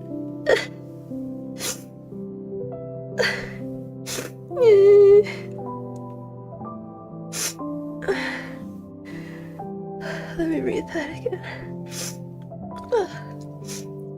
It's so salty, my tears. And it'll be fun. You'll have 500 million little bells. I'll have 500 million springs of fresh water. And he too said nothing because he was weeping.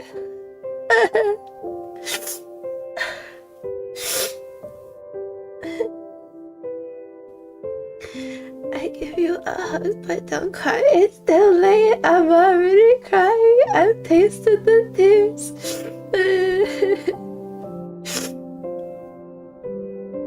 Here's the place. Let me go alone. And he sat down because he was frightened. And he said, you know, my flower, I'm responsible for her. And she's so weak and so naive. She has 4 ridiculous thorns to defend her against the world. I sat down too because I was unable to stand any longer. He said, there, that's all. He hesitated a little longer, then he stood up, took a step. I couldn't move. Then there had been nothing but a yellow flash close to his ankle. He remained motionless for an instant. He didn't cry out. He fell gently, the way a tree falls. There wasn't even a sound because of the sand. Chapter 27. And now, of course, it's been 6 years already.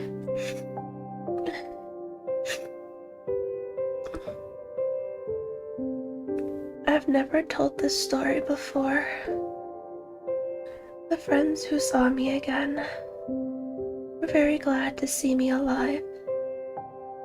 I was sad, but I told them it's fatigue. Yeah, these aren't tears, it's just fatigue. Now I'm somewhat consoled, but that is not entirely. But I know he did get back to his planet because at daybreak, I didn't find his body. It wasn't such a heavy body. And at night, I love listening to the stars. It's like 500 million little bells. But something extraordinary has happened. That I drew that muzzle for the little prince. I forgot to put in the leather strap. He could never have fastened it on his sheep. And then I wondered, what's happened there on his planet? Maybe the sheep has eaten the flour. Sometimes I tell myself, of course not. The little prince puts his flour under glass, and he keeps close watch over his sheep. Then I'm happy, and all the stars laugh sweetly.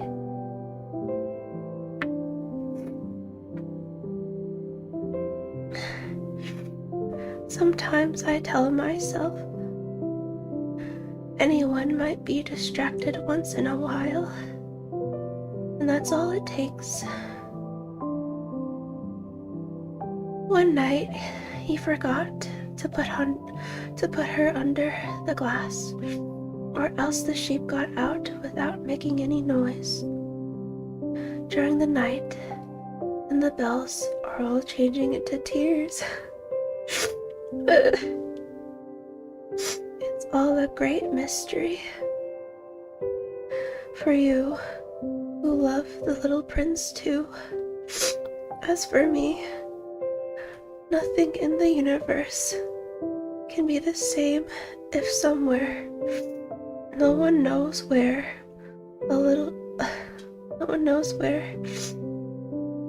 a sheep we never saw has or hasn't eaten a rose. Look up at the sky. Ask yourself, has the sheep eaten the flour or not? And you'll see how everything changes, and no grown-up will ever understand how such a thing could be so important.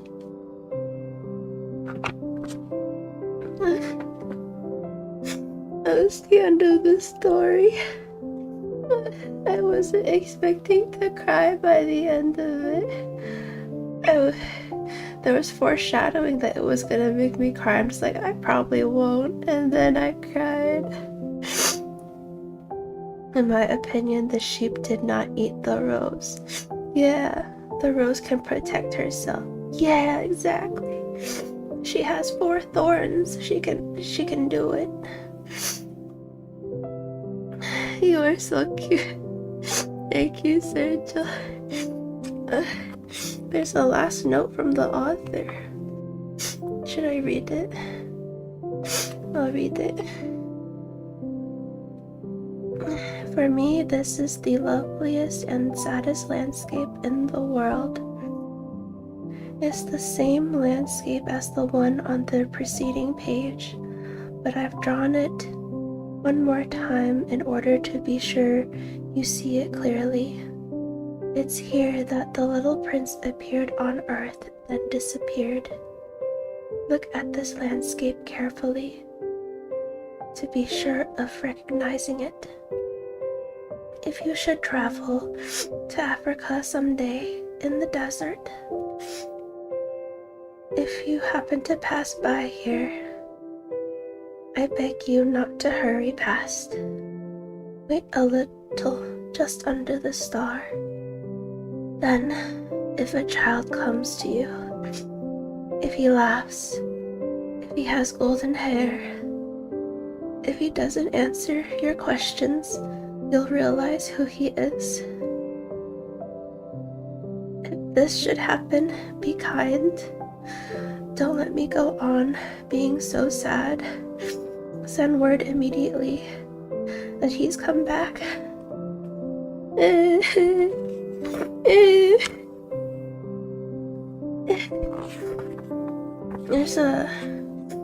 There's a little bit of a biography of the author, Antoine de Saint-Exupéry. Born June 29th, 1900 to July 31st, 1944. Maybe reading this will make me stop crying. A little bit of history lesson.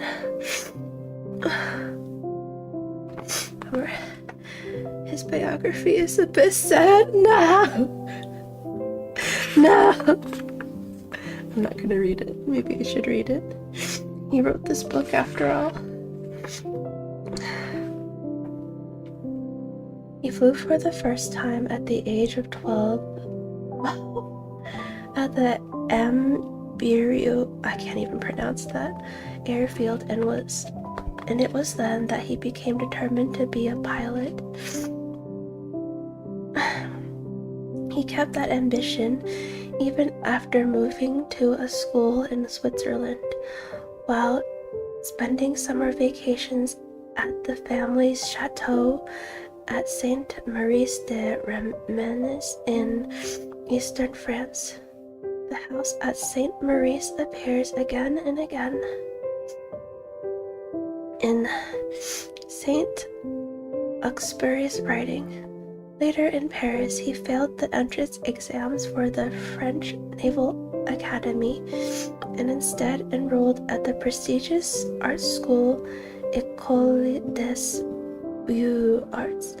He enrolled in art school. He got to do the art he wanted.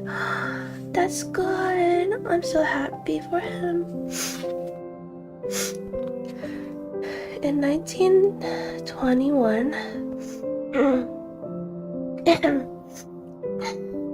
Saint Exupéry began serving in the military and was stationed at Strasbourg, where he learned to be a pilot, and his career path was forever settled.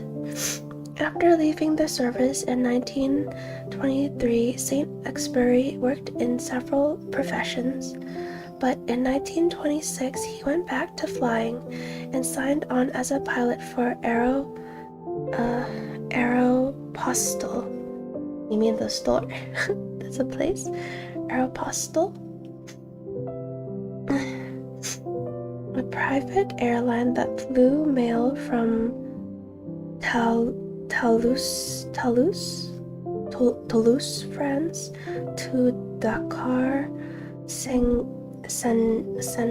I can't pronounce it, Senegal. In 1927, Saint Exupéry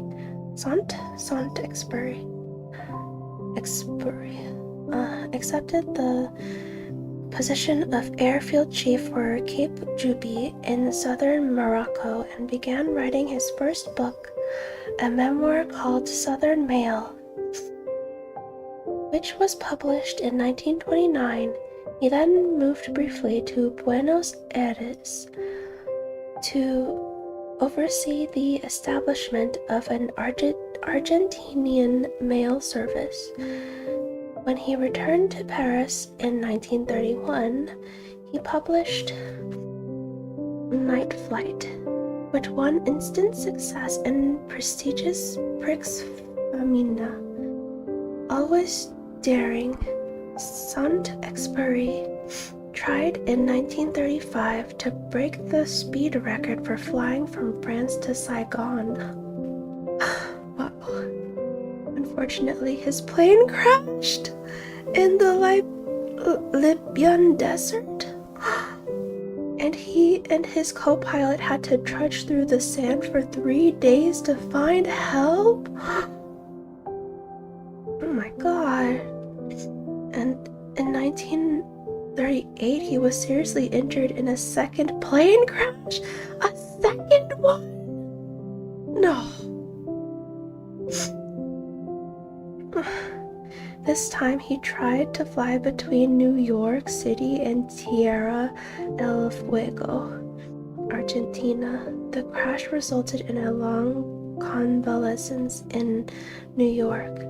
Saint Exupéry's next novel, Wind, Sand, and Stars, was published in 1939. A great success. The book won the Académie Française, I can't read it, Grand Prix du Roman, Grand Prize for Novel Writing,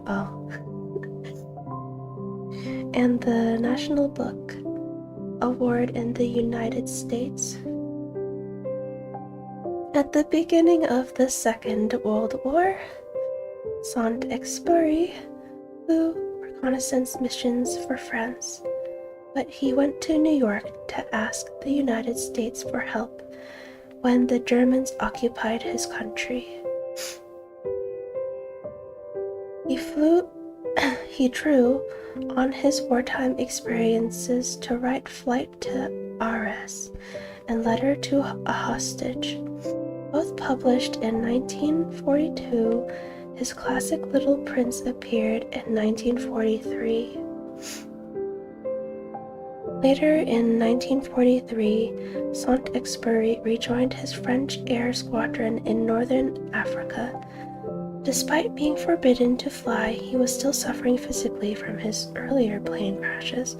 Saint-Exupéry insisted on being given a mission. On July 31st, 1944, he set out from Borgo, Corsica, to overfly occupied France.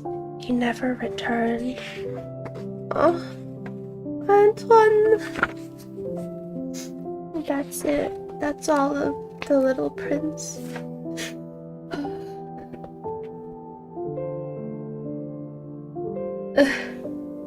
I mean, Rennie did warn me that it was probably gonna make me cry, but I was like, nah, I'm stronger than that. It's not gonna make me cry. It's not. Tonio!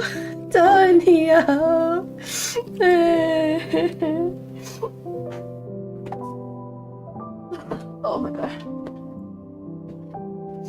Something got knocked over. Hold on.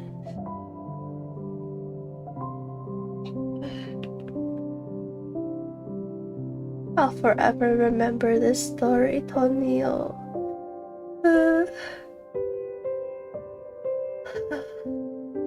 He's probably in the stars right now.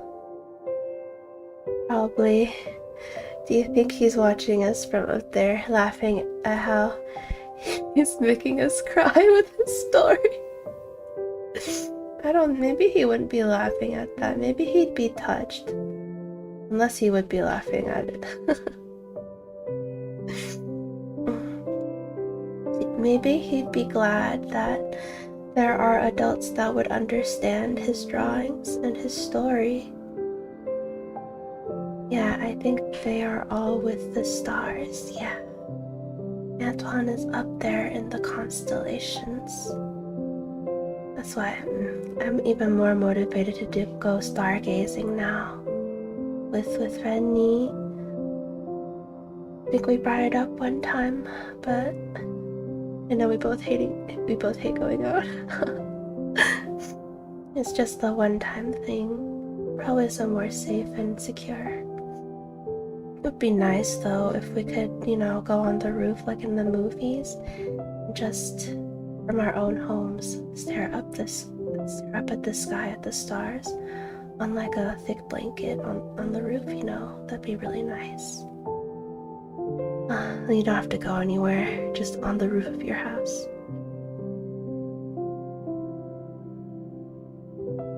Mr. Estrella, also with the stars. Mr. Estrella. Thank you for the hip pat, Zero. Chatbot Observatory often hosts stargazing nights for meteor shower peak days. Rennie, we should go. Mr. Estrella from middle school. Was I in that class? Oh no, my phone is dying. Oh, my headphones are dying, but that's okay. We're about to end. Let me just put it in just in case it dies on me, like midway. Maybe not. Okay. Estrella. His name even has star in it. Stella? It looks like star. He was my 7th grade math teacher. Yeah, I don't remember him. I remember 100 digits of pi for him. Aww! He must have been a really good teacher, but never got to recite them to him. What do you mean? What do you mean? Wait, you said he's in this? He's in this with the stars. He's dead. No. Betty.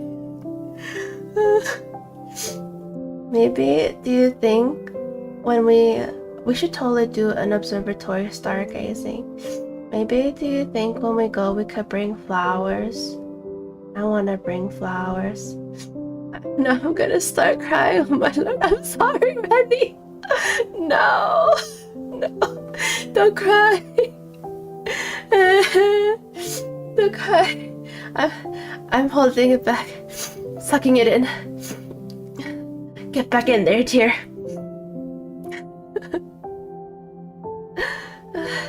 If you're gonna start crying, I'm gonna start crying. I'm one of those where like it's contagious. If I see you cry, I'm gonna start crying. He was a harsh math teacher, but a very good one. I'm glad. What mattered to him most was that you learned the math properly. I think that's good then, that you learned it properly, the math. Alright, I think I hear Mama Nay in the kitchen. Might be time for me to go so that I can help with food. Okay, I'm pretty sure the tears have already stopped for a while now. Maybe when I started reading the biography. My face is a little drier now. It was a little bit, what's the word?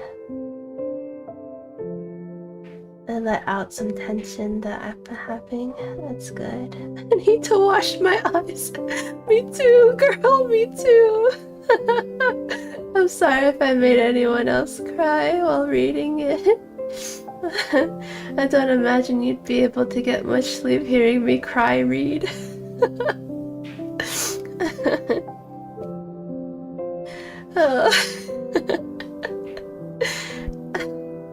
Man, I was trying to hold it back too, but I couldn't stop my voice from quivering.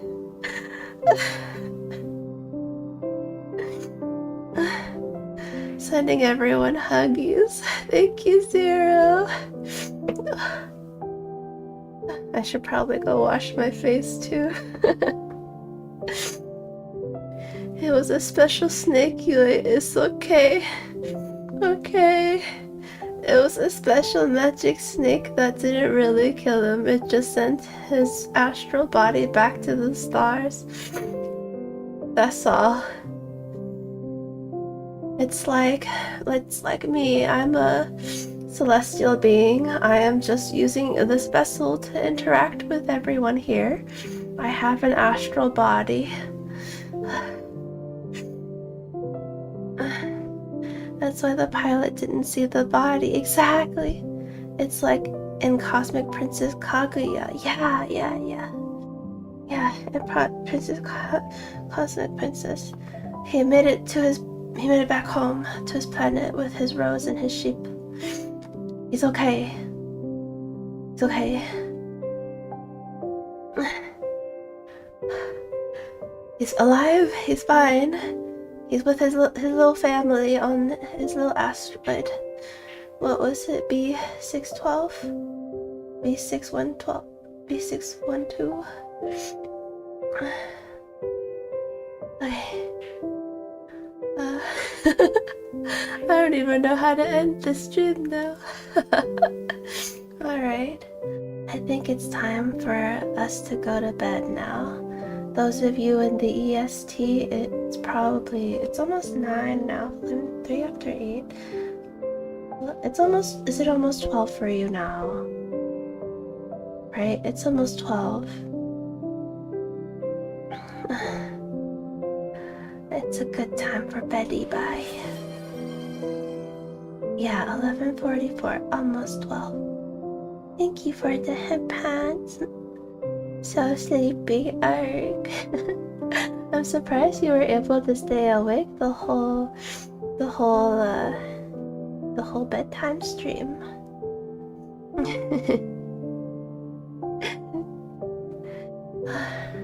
But now it's actually time to go to bed. Time for Luke and Zero to snuggle. Yeah. Don't you want to snuggle each other?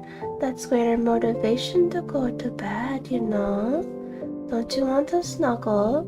If you don't go to bed, no snuggle. That's perfect logic. What do you mean, why? Yeah.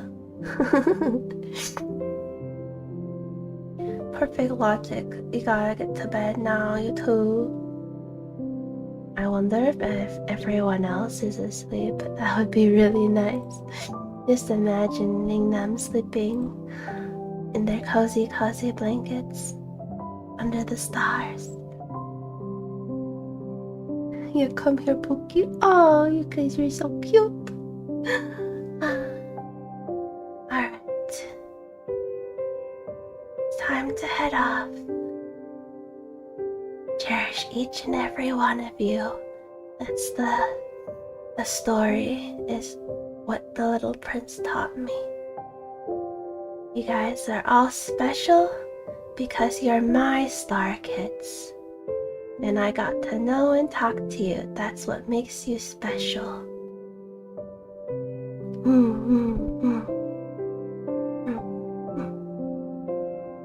Really wrapping you both in a blanket burrito baby style. Exactly.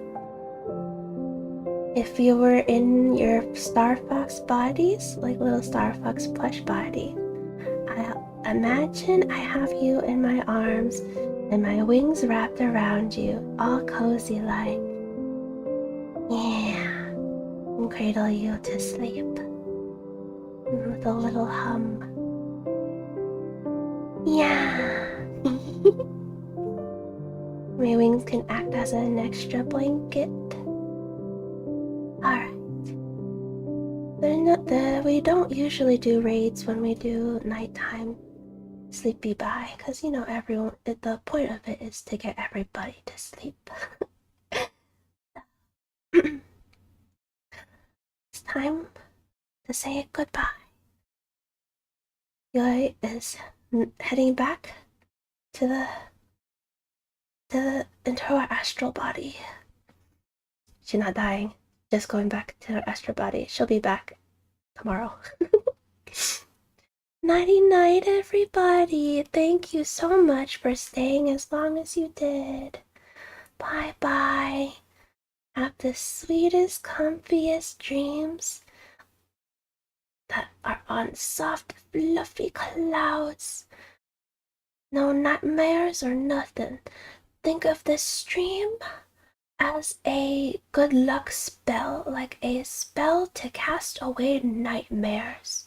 Because you watch this stream, you will get no nightmares. Restful sleep only. Good night, everybody. Bye bye. Okay, I'm gonna stop waving and I'm gonna. Oh, that 2 hands. Bye bye. Yeah, karaoke tomorrow. Yeah, see you guys. See you, darling, starling star kids, tomorrow. Alright, oops. I'm gonna put it onto the outro screen. Is this it? Yeah. Bye bye.